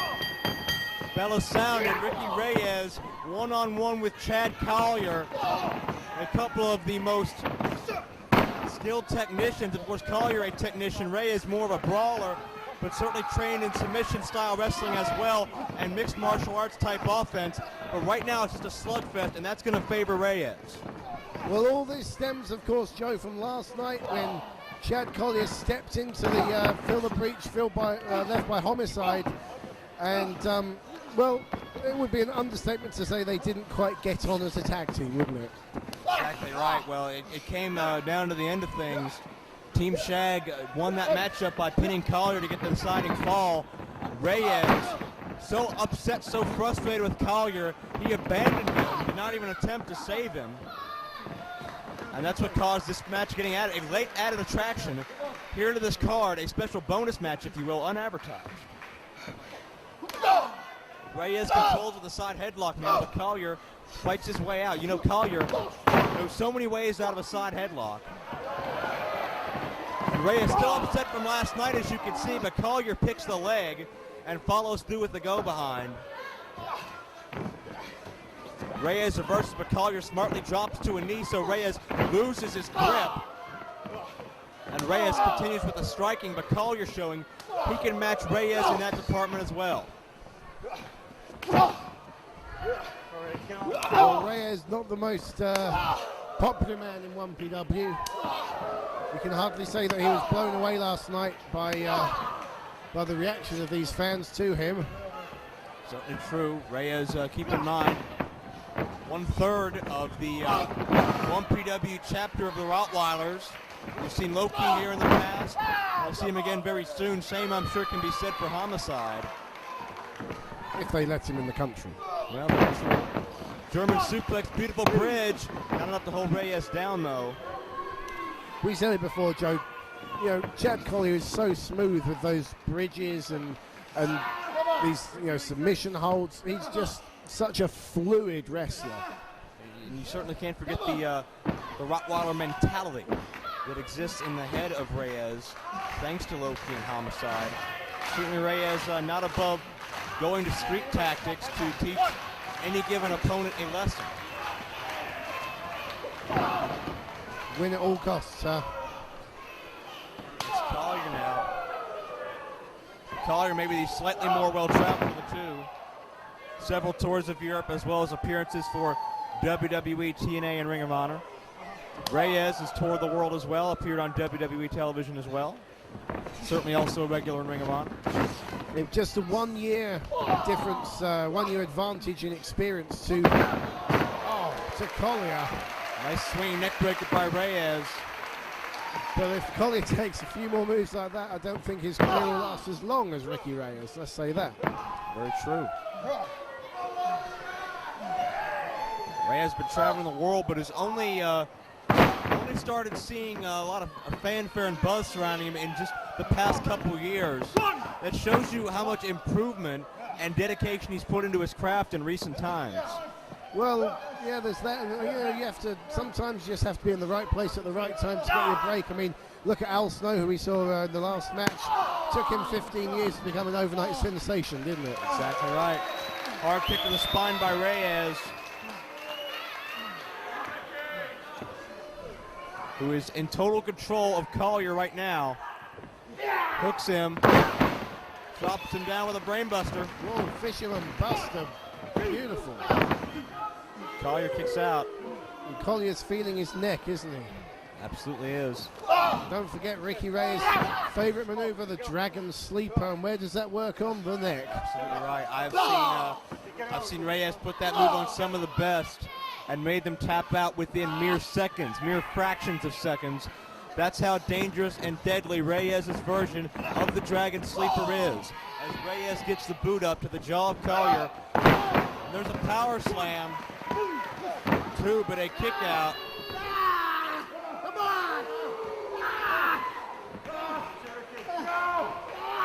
Reyes hooking that wrist from behind. Got that arm chicken winged. Notice Collier hovering right over Reyes. Reyes does not have much room to go, but is able to sneak the foot under the bottom ring rope.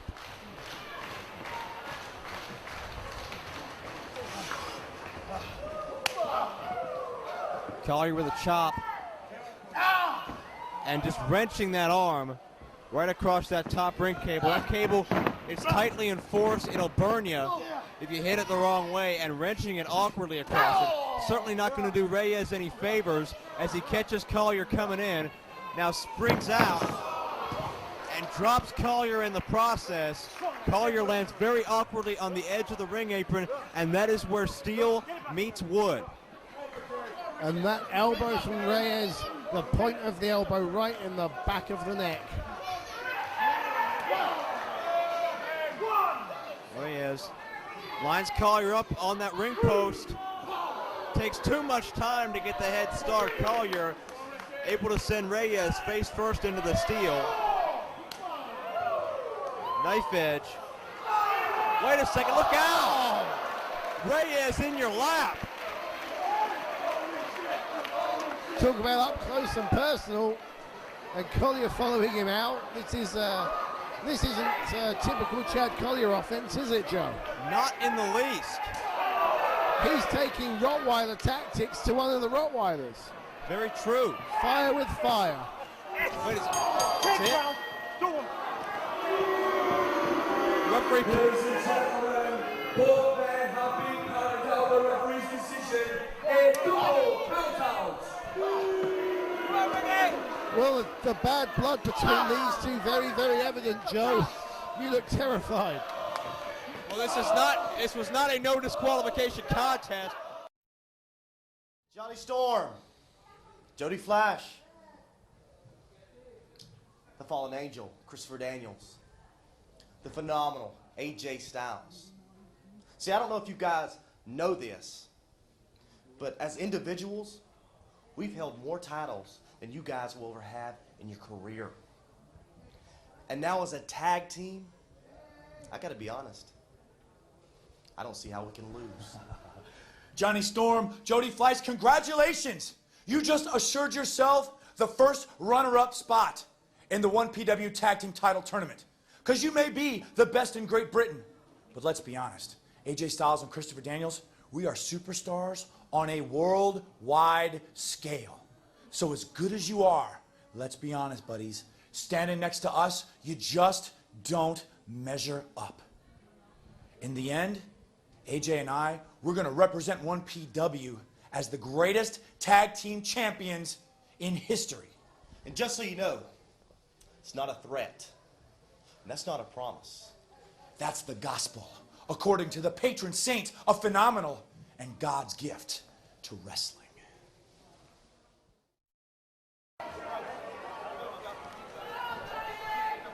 Moment of truth is now. These are the final two teams remaining of the field of 8 in our bid to determine our first ever 1PW Tag Team Champions. I'll tell you something, Joe. I've known Johnny Storm and Jody Fleiss for a long, long time. I have never seen them fired up like this before. Never. Well, on the same token, I've known AJ Styles and Christopher Daniels for a while and followed their careers certainly much longer. And I don't know if I've seen them as focused as they are right now. You could see earlier it was about fun and games, but right now you can see the faces on all 4 men are stone. And this is going to be one of the sternest tests that Fleiss and Storm have ever had. And you've got to ask yourself, Joe, the fact that they're in their home country, the fact that they're flying the flag of the United Kingdom, is that going to inspire them, or is it going to be a pressure on them? Whereas Daniels and Styles, they've been to the big dance many times before. A big occasion like this isn't going to faze them as much as it is with Storm and Fleisch. You heard Styles and Daniels allude to it with comments they made earlier tonight. With the high amount of championships they've held, both in singles and tag teams, certainly apart from each other. But AJ Styles, a 3-time NWA World Heavyweight Champion. He's I believe, a 6-time X Division champion. 2-time World Tag Team Champion in the NWA. Ring of Honor Pure Champion. Ring of Honor Tag Team Champion. Christopher Daniels was the longest reigning X Division champion in history and is a 2-time X Division champion. Multi-time NWA World Tag Team Champion. The amount of belts and the amount of glory these two men have seen are unparalleled, but can they win the gold together? There's been a subject in recent weeks about whether or not both of these teams can coexist, as of course Daniels and Styles have had their wars in the past and the recent past and not so recent past, and we've seen Storm and Fleisch have a few miscommunications in recent months as well, but it seems the prestige and the glory of the 1PW tag team titles seems to be enough to cancel out any personal feelings these men have toward each other. Well, you're right, Joe. There's a great number of similarities between the structure of these two teams. They're both founded out of mutual respect because they're so familiar with each other, because they've opposed each other on numerous occasions. But you always have to wonder if there's that sense of envy burning between the two partners, as you know, when one's slightly more successful than the other, or one's got slightly more pinfalls over the other one. But I'd like to think that they can both keep their eye on a common goal tonight of being the tag team champions and proving they are the best tag team in 1PW, whichever team comes out. I know who I want to win. I'm rooting for the Brit Boys. As you see a standoff, it is Joe Dombrowski at ringside. Joining me as always, Dean A.S., the Twisted Genius, bringing you the finals of our tag title tournament. There's certainly going to be another classic contest as Daniels wears away at the top of the head, takes him over. Fleisch has the quickness advantage over Daniels. Certainly Fleisch has a quickness advantage over just about anybody you can find. And you can hear the energy in this building right now, a very split crowd. There's no way you can root against the hometown boys of Storm and Fleisch, who want to win these titles for the UK. But how can you hate Styles and Daniels? Even though they want to take those belts to Orlando, they are still one of the most respected and well-liked individuals anywhere. Oh yeah, I mean, Daniels and Styles have got such great credentials, and everyone here recognizes that they're just great athletes, great wrestlers, and you know, two of the best in the current era. Check out Fleisch slipping up and over the back of Daniels to counter the side headlock with one of his own. And there's that agility factor of Fleisch that Daniels just can't pull out.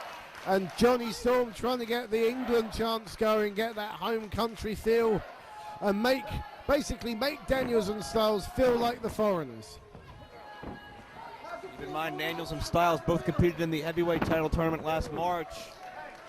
Daniels reached the semifinals. AJ lasted all the way to the finals before he was screwed out of that championship thanks to Sterling, James Keenan, and Abyss. Certainly, both of these men would love to have that singles goal in their future as well. I know particularly AJ has been very vocal about wanting a return shot at Abyss for that 1PW heavyweight title in the near future. But definitely tag team glory as well would be a fantastic way for these guys to get back on the right track. And they've done great so far. They've won twice. One more cinches it. One more and they've got the gold, as Daniels starting to get under the skin of Jody Fleisch. Oh, some mind games from Daniels there. Slap to the face and then he makes a quick exit. But, you know, everyone wants to be the champion, obviously. That's why people are in this sport. But to be the inaugural champions, it's just that little bit extra special. And that's what's on the line here. To go down in the history books as the first ever team to be 1PW Tag Team Champions of the world. Exactly right. However, long and illustrious the list of men gets who will one day hold those belts. The list starts right here tonight in Doncaster with two of these four men. Great move from Daniels there. He sensed the reversal from Jody, and he reversed the reversal. Let's also bring attention to Daniels' right shoulder taped up. We've seen it taped up several times in the past. Don't know if he dinged it somewhere along the line, maybe against Andy Simmons and Lance Storm in the first round. I don't know. But we'll see if it has a prolonged effect as this match progresses. Zinged it or dinged it? Either one.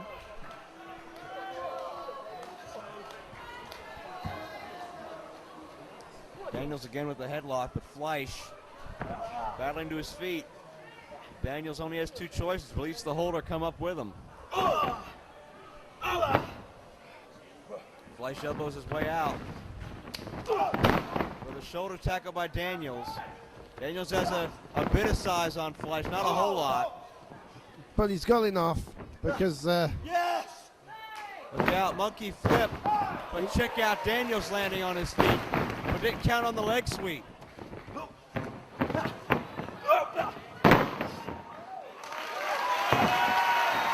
Well, like we said, you're not going to beat Jody Fleisch in the agility or the quickness stakes, and Daniels realizes that, and a frustrated Christopher Daniels tags in AJ Styles to try and slow things down to the kind of pace that they like.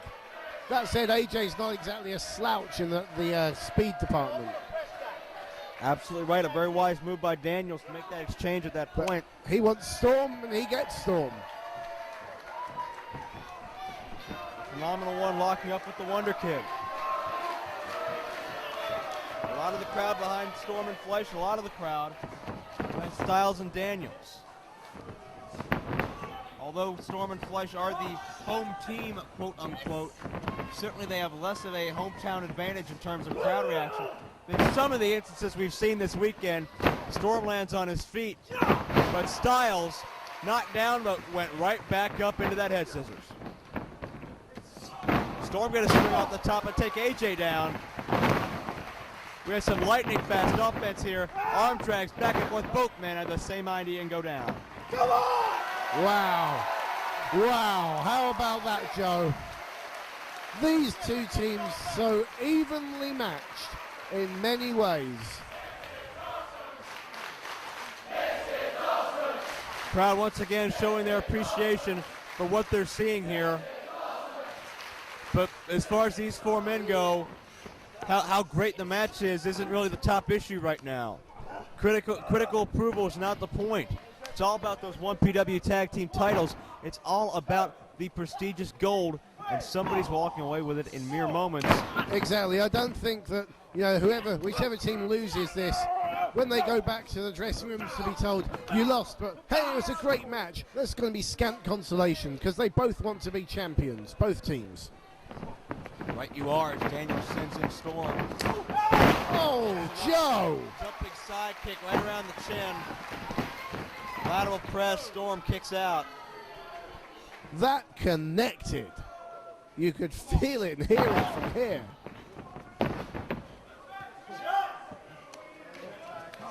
Tag made to Fleisch.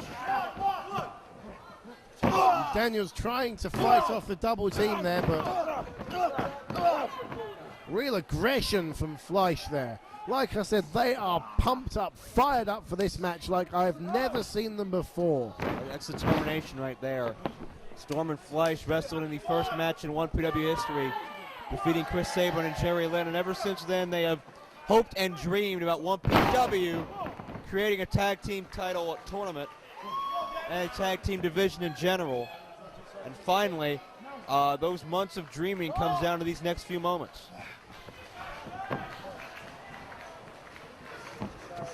Storm with a wrist lock. Tag into Fleisch. And so far in this match, Joe, the smoother teamwork coming from the British pair of Fleisch and Storm. Fleisch and Storm done a great job of cutting the ring in half and isolating Daniels. And AJ Styles on his tag rope, not happy at the referee. And Fleisch charges in, buries the boots into the head. And they have indeed, as you say, isolated Christopher Daniels. In. Fleisch ducks the head too early. Daniels makes him pay for it. Not for long as Daniels hip lock to the outside. And it doesn't sound like he had a good landing. And I think Fleisch is going to fly. No, he's not. AJ cuts him off, or at least tries to. AJ elevated on top of Daniels. A miscue works against the Styles-Daniels team as Fleisch has taken care of both men. And Storm gonna fly. Catches him between the legs and flips him over with that head scissors. And I think Fleisch near us here is setting something up. Oh no, Fleisch in the ring. Daniels and AJ, both precarious. Look out! The standing shooting star press from the top rope. Beautiful. An incredible move, Joe, an incredible move. No one hits that like Jody Fleisch. What a risk taker. And again, getting his fellow countrymen behind him. You know, it's World Cup year. Patriotism's riding high. Everyone knows England will be better than the USA in the World Cup. Can they do the same in 1PW? Fleisch for the whip to Daniels. Storm and AJ are still on the outside. Handspring went to collide with Daniels, who gets the knee up. And check out that leg sweep by AJ. Daniels goes high with the clothesline. Brilliant. And if we thought there was any problem in the teamwork between these two men after that slight miscommunication, I think there's our answer. And Daniels now tags back Styles, the slightly fresher of the two. AJ with a kick. Sets the man up. We'll make him think about it before he drives down hard with the suplex. Check out the deep hook. That may have worked against him as Fleisch gets the shoulder up. I think so, Joe. Yeah, he rolled Fleisch through and almost out and over. So, but again, it shows you just how much these two teams want this match and want this championship. Tag made, Irish whip. And a double team maneuver drives down Fleisch hard. Styles comes through that trademark high elevation knee drop. And Daniels for the cover, but Fleisch again escapes. Notice how Daniels there pushing down on the face of Jody Fleisch just to make it that little bit more uncomfortable. Like we said, the little things that make the differences. It seems now that Daniels and Styles have isolated Fleisch in much the same way Fleisch and Storm attempted to neutralize Daniels moments ago, and it seems to be working very well. Daniels has used that drop kick on a number of occasions this weekend, and every time he's hit it, it's been to great effect. AJ with a forearm, and AJ yells out, "Lance Storm!" I think it's a continuation of their little can you top my drop kick war from their match last night. Yeah, but look at Jody Fleisch. He's out of it. That's the real loser in that war, Jody Fleisch, who caught a drop kick right in the side of the face. Daniels elevates Fleisch. AJ comes down.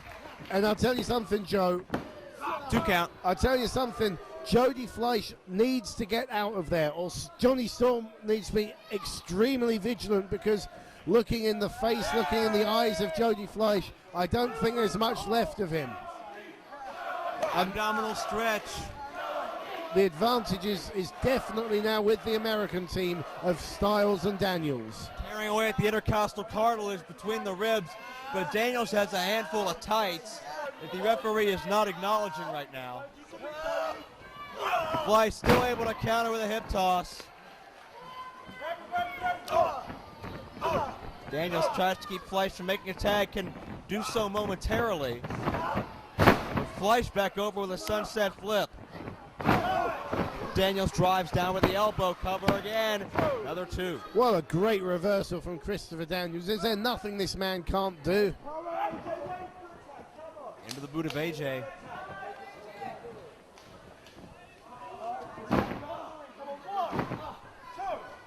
AJ stomping down on the foot of Fleisch.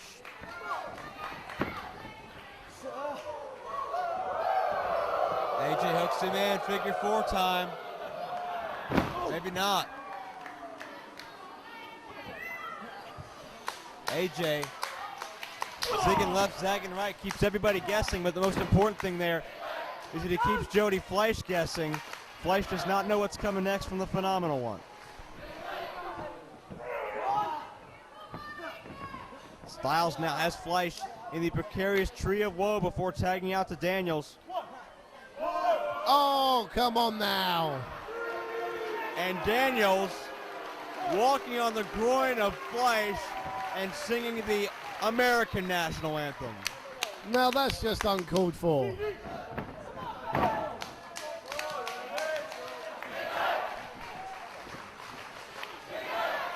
Daniels tags out to Styles.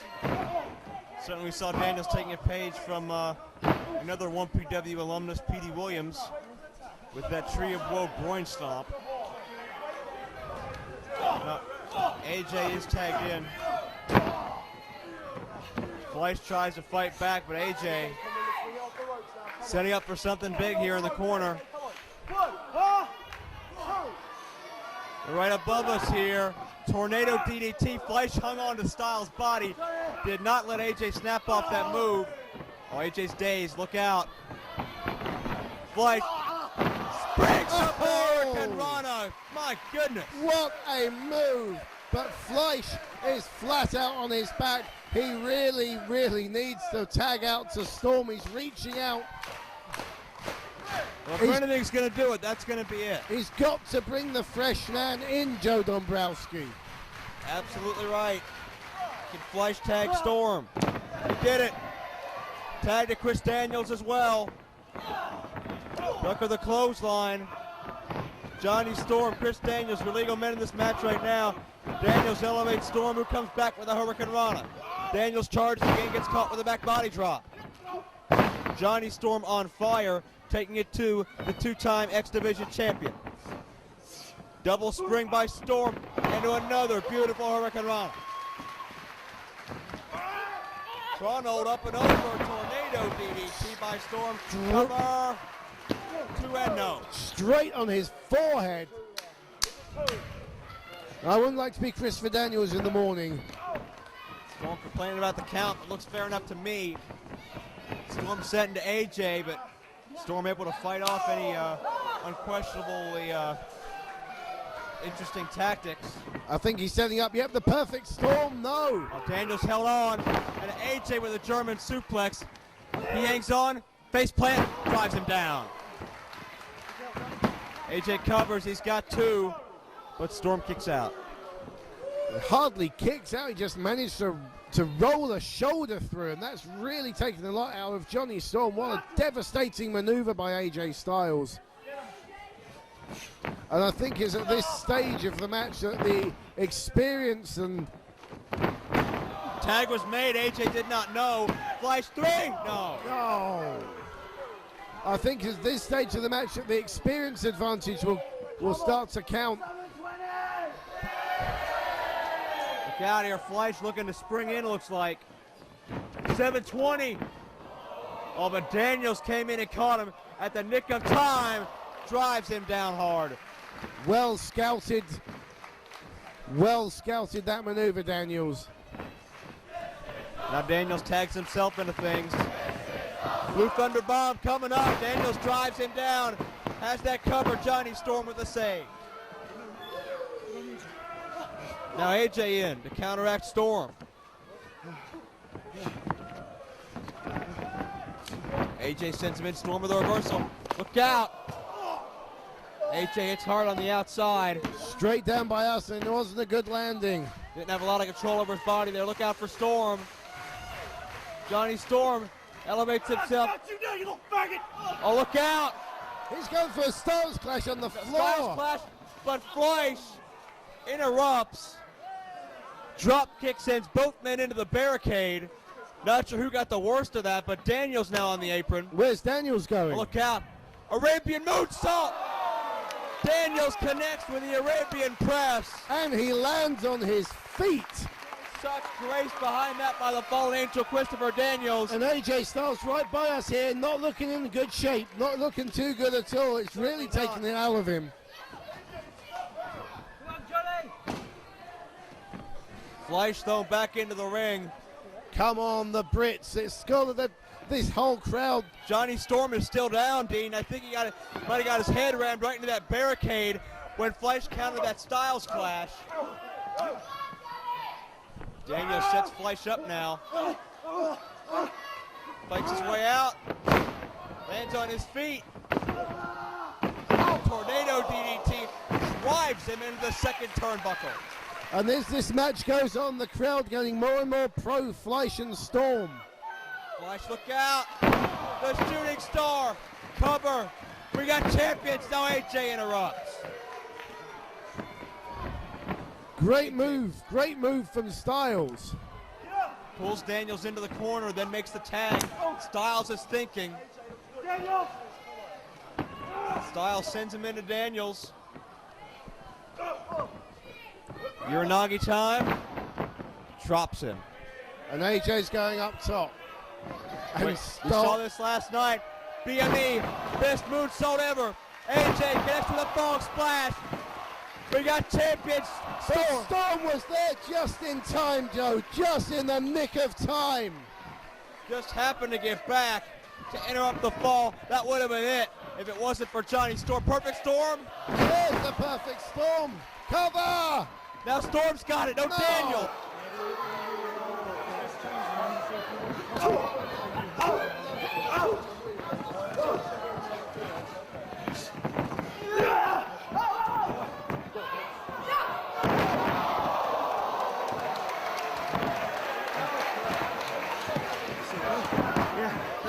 The power punch, that was Chris Daniels' old finishing maneuver when he was in Triple X with Elin Skipper and Low Keys, and he almost used it to claim more tag title gold tonight. We must have gone at least half an hour by now, Joe. Unbelievable. Headbutt and chop by Daniels. He fights with Fleisch. Fleisch connects with AJ Styles. Oh, debilitating clothesline. Storm ducks the shot, however, as Storm levels Daniels, and everybody's out. What a match we are seeing. Who has got anything left at this point? This is a modern day classic, Joe Dombrowski. Without a doubt. And not only that, you've got me commentating with you. Could it get any better? Well, that's another story, but we have four men putting life and limb on the line for the pride and glory of being our first tag team champions. And look at the rapid fire kicks right to the ear. He's trying to cauliflower the ear of Chris Daniels. Fleisch sets up, 720, drops him. He hits it, but Daniels is near the ropes. Watch AJ.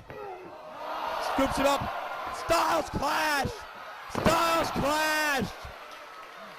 Johnny Storm's got to make the save because there's no way Fleisch is going to kick out, but he saw him. Storm just in time before AJ could attempt to cover. AJ and Storm. Look out, Pele. Storm dodged it. He saw it coming. Oklahoma roll. Drive with the leg. No. 2 count. I thought that was it, Joe. Styles counters. Going for the clash. Storm puts the brakes on. Now check this out. Storm muscles himself over. Wonder Wall. The Wonder Wall. Got him. And there it is, Joe Dombrowski. The Brits have won. The Brits have won it.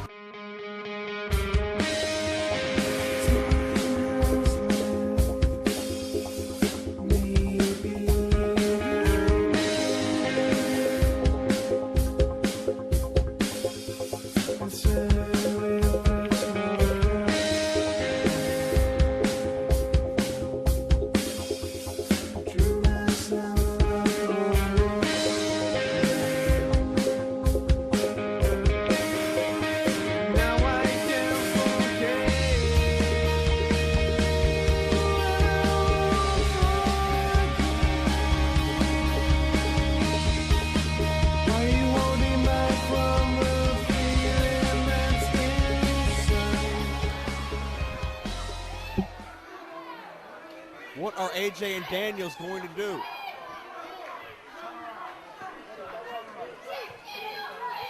Look at this. Daniels and Styles, they know when they've been beaten, and they put those titles where they rightfully belong on Storm and Fleisch. Daniels and Styles aren't happy about losing, but they sure as hell respect Fleisch and Storm for being able to defeat them.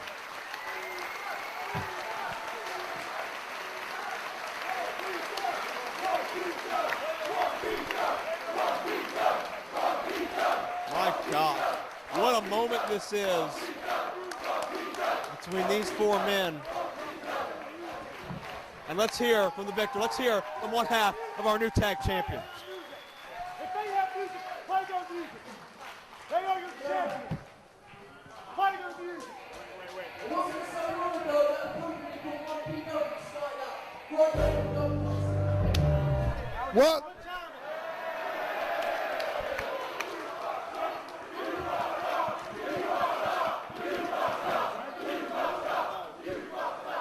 It doesn't matter because Jody Fleisch and Johnny Storm are the new tag team champions.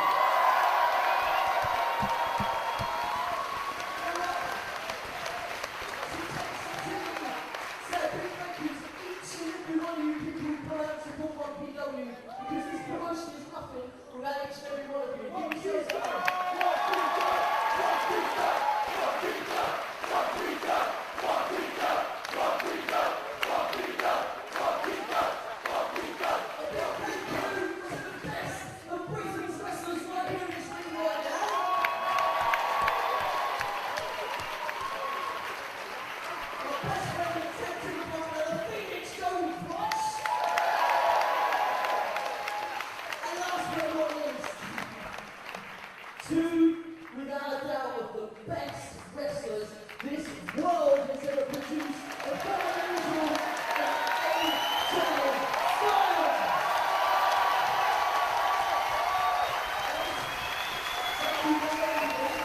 If you want to rematch against these belts, you got to. Let me stop you right there. Johnny and Jody, tonight you did what everybody in this ring wanted to do, and that's win gold. But let me tell you something, if 1PW is all about competition, if 1PW is about bringing the best wrestlers, not just the best wrestlers in Great Britain, but the best wrestlers in the world, if that's what 1PW is all about, then not only do you have AJ Styles and Christopher Daniels, but you've got Team Shag,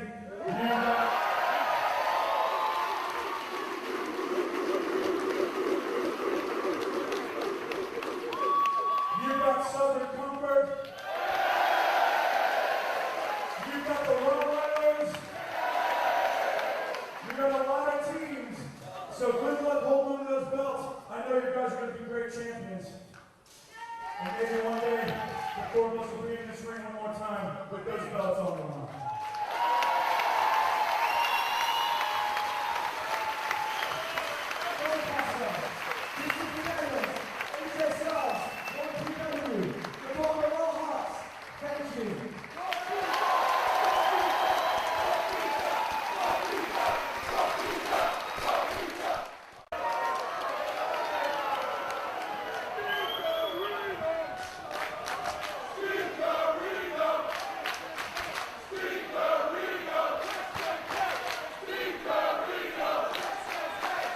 Well, certainly as we enter this triple threat matchup, the 1PW title at stake, it's going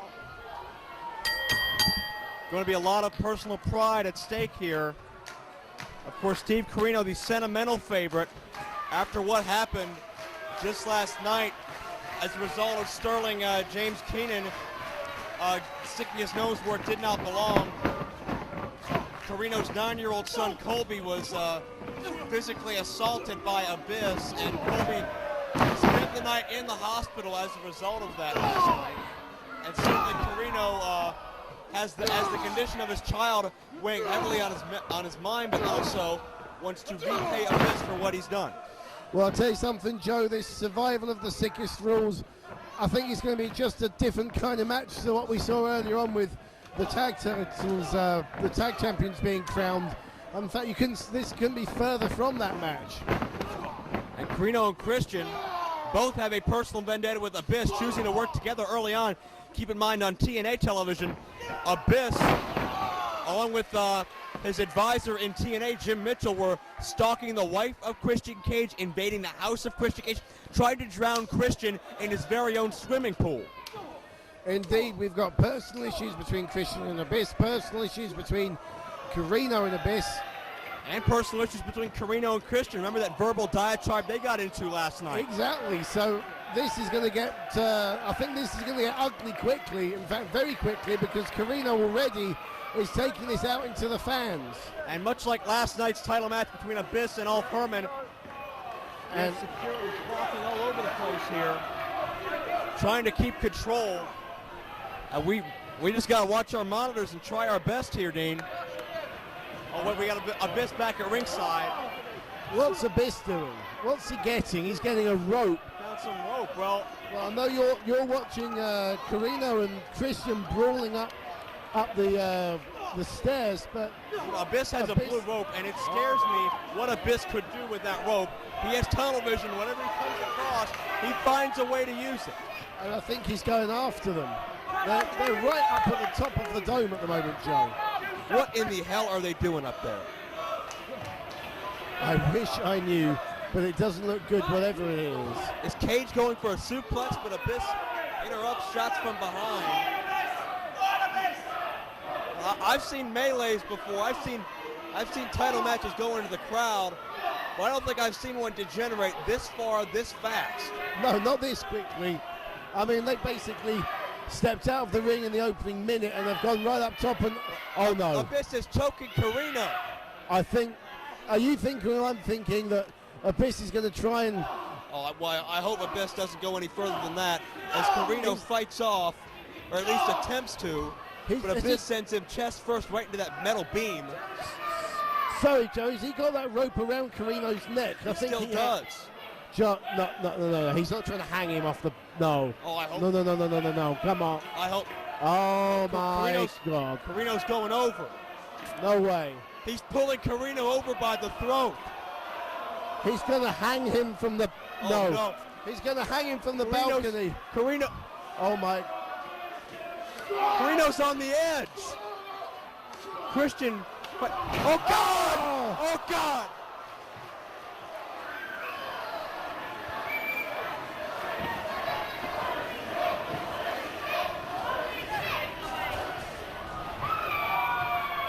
Corino fell. Corino just tumbled 25 feet to the floor. The only saving grace I can think is that he looked like he was landing feet first, which means that you'll break your ankles rather than your neck. I mean, wow. Consolation prize. Yeah, I mean, well, and then we don't even factor in all the tables over there. The merchandise tables, of course.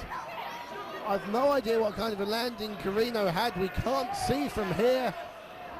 We can just see Abyss and Christian Cage fighting down into that area. Maybe now we'll be able to see what condition Corino's in, Joe. Abyss and Christian Cage are back down to the ground floor.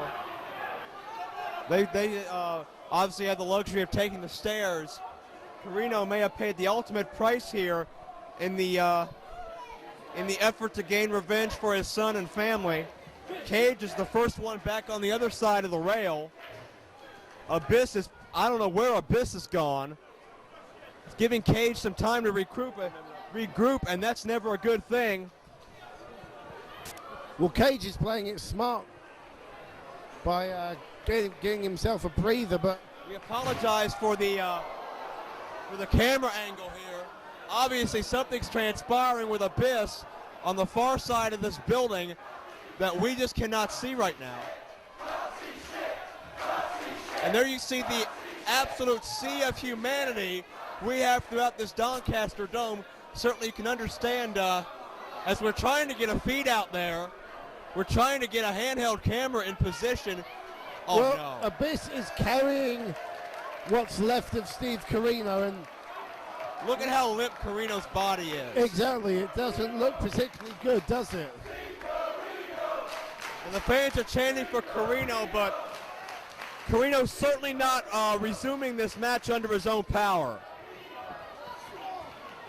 And Christian immediately picked his spot as Abyss's tunnel vision was focused elsewhere, hammering away on the monster, and Abyss just drops him chest first on that retaining barrier.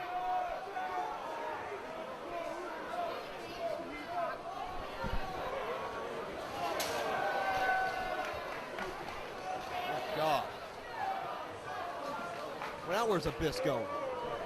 Corino has barely moved in the past 5 minutes. Christian's been taken out as well, and Abyss is on a rampage. Joe Dombrowski, Dean A.S. at ringside. I'm getting word that that noise we heard was Corino getting put through a table by Abyss. Oh my God! Face first. What's Abyss got now? It's a table. It's Wrapped in got barbed barbed wire wire on it. It's got barbed wire. Oh no. Oh, this doesn't look good. This doesn't look at all good, Joe. You can see his arms are still scarred out of hell from the thumbtacks last night with Alf Herman. And now, Abyss, I don't know where he found a table wrapped in barbed wire. An implement of destruction, to be sure. I can only assume that Sterling James Keenan prepared this beforehand, because the kind of preparation he would do, let's face it. One can only assume. This seems like something Sterling would concoct. Corino is trying to get to his feet across the other side of the ring here.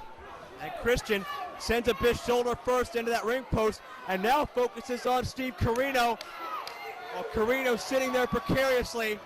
Look out! No. No. He's going to try and suplex him through the table on the outside, Joe. No way. Oh, no Corino. way. No way he's going to do this. Christian puts on the brakes. Second time. When it comes Abyss. Oh no. Powerbomb! Powerbomb! Into the barbed wire!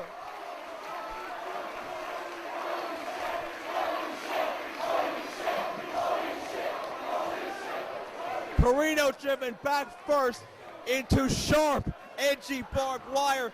No way to shield his fall at all. I cannot believe what we're seeing. And Abyss is again going under the ring, searching for more toys. A terrifying man. Out. Abyss is looking for something special. Security quickly getting that table out of here before it ends any more careers. I don't know if Corino's going to be able to continue here.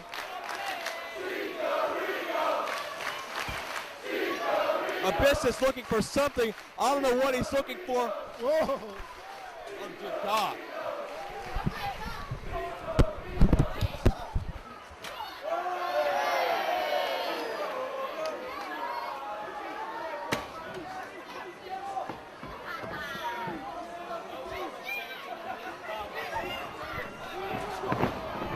Abyss goes for a chair shot. We apologize for having to bail out. Christian with the chair. I'm not apologizing, Joe. I'm just trying to survive. Shot right to the back of Abyss. Oh, wait a second. I think we've got a concerto coming up. We've seen this before. One-man concerto coming up. The crowd wants to see it. This could be it here. No, Abyss ducks. Christian hurt his hand and walked right into a boot from the monster Abyss. Well, I guess we're standing for the rest of the match, Joe. Well, I'm ready to bail. I don't know about you. Anytime Abyss is out here, I got my life on my mind. No idea what state Corino's in, but he hasn't emerged from that barbed wire table. We have security checking on him now.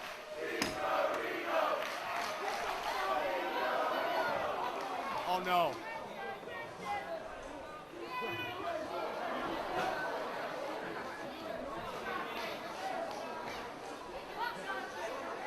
My God, it's carnage at ringside. This has just broken down into chaos. Absolute chaos. Trying to jam that chair in between the turnbuckles. Finally successful. Christian Cage starts to fight back as well. Cage has a lot of pent-up anger on his mind. Up and over, but Abyss connects with a low blow. And Christian, head and shoulder first, into that ring post. Abyss goes for a quick cover, tries to retain the championship, but Christian kicks out. Corino still has not moved. His back's got to be torn to shreds. This is, for all intents and purposes, a one-on-one match right now. Abyss and Christian, the match we were meant to see at All or Nothing. The title shot Christian Cage rightfully deserves, and that's what we have right now. Abyss backs Cage up into the corner. Well, I think we can safely say that Corino's been eliminated from this match. Absolutely right, and Abyss looking to charge in. Look out! Christian gets the feet up. In the nick of time, knife edges. Big chops on a big man. Abyss pushes him off. One more time. Look at the clothesline. Christian with a spear. Cover. New champion, no. Christian almost a dual champion, NWA and 1PW simultaneously. Look out here. Corino buckle. Is Christian with an elbow. Slowly emerging. I don't understand how. Swinging inverted DDT out of the corner. Christian with the cover. Abyss able to kick out again to protect that title. Corino as hardcore as they come, and he wants to add the 1PW title to the other world titles he's already won. That's how. Corino is trying to get back. Look out. Referee almost got collided with. Cage saves the referee. Cage saving the ref, but not there. But couldn't save him again. And Tony. Now, if before we were lawless, imagine what's going to happen now. Unprettier. Christian with the unprettier. But there's no referee. No 1, 2, 3. Here comes Quinn. Cover. Cage got it. No. 2 count only, Joe. 2 count only. Abyss kicks out. Christian Cage up prettier one more time. Setting up for it. Black hole. Oh. Black hole slam. Black hole slam. Up it. No. No, he kicks out. Cage kicks out of the black hole slam. How many people, Joe, have you seen kick out of the black hole slam? I could count them on one hand, I'll tell you that for sure. Oh no. Oh, Quilton's down now. Referee nailed. I'm standing away. Yeah, this is no regard, and there's no disqualification. Something anybody can do here. No regard for anybody else in this matchup other than Abyss or Christian. Now what? He's going back no. for, as Dusty Rhodes would say, for more plunder. Oh, and just look at the carnage. Look at the bodies we've got lying. No. Colby. He's got Colby. That's Steve Corino's 9-year-old son. And he's not even a part of this. Shades of yesterday. He's showing. No. Oh, look at him manhandle that kid. He's showing Colby what he's done to his dad. Hideous.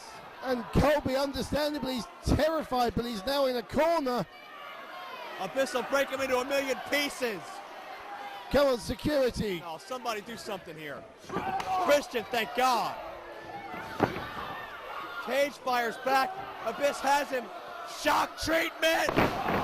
Drops him with shock treatment. Colby, get out of there. Colby, get out. But he was just petrified. He was frozen stiff.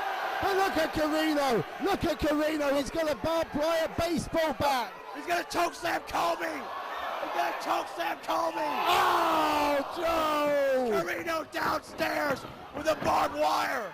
Colby, get the hell out of the ring. Somebody's got to get that kid out of there. Cage. The kid's petrified. He's petrified. Yeah, Christian saying, let's get him out. Colby's in tears. Christian doing the right thing, but he doesn't see Corino. Corino's running. and very upset that Carino stole that fall after Christian had taken Abyss down. Put that out.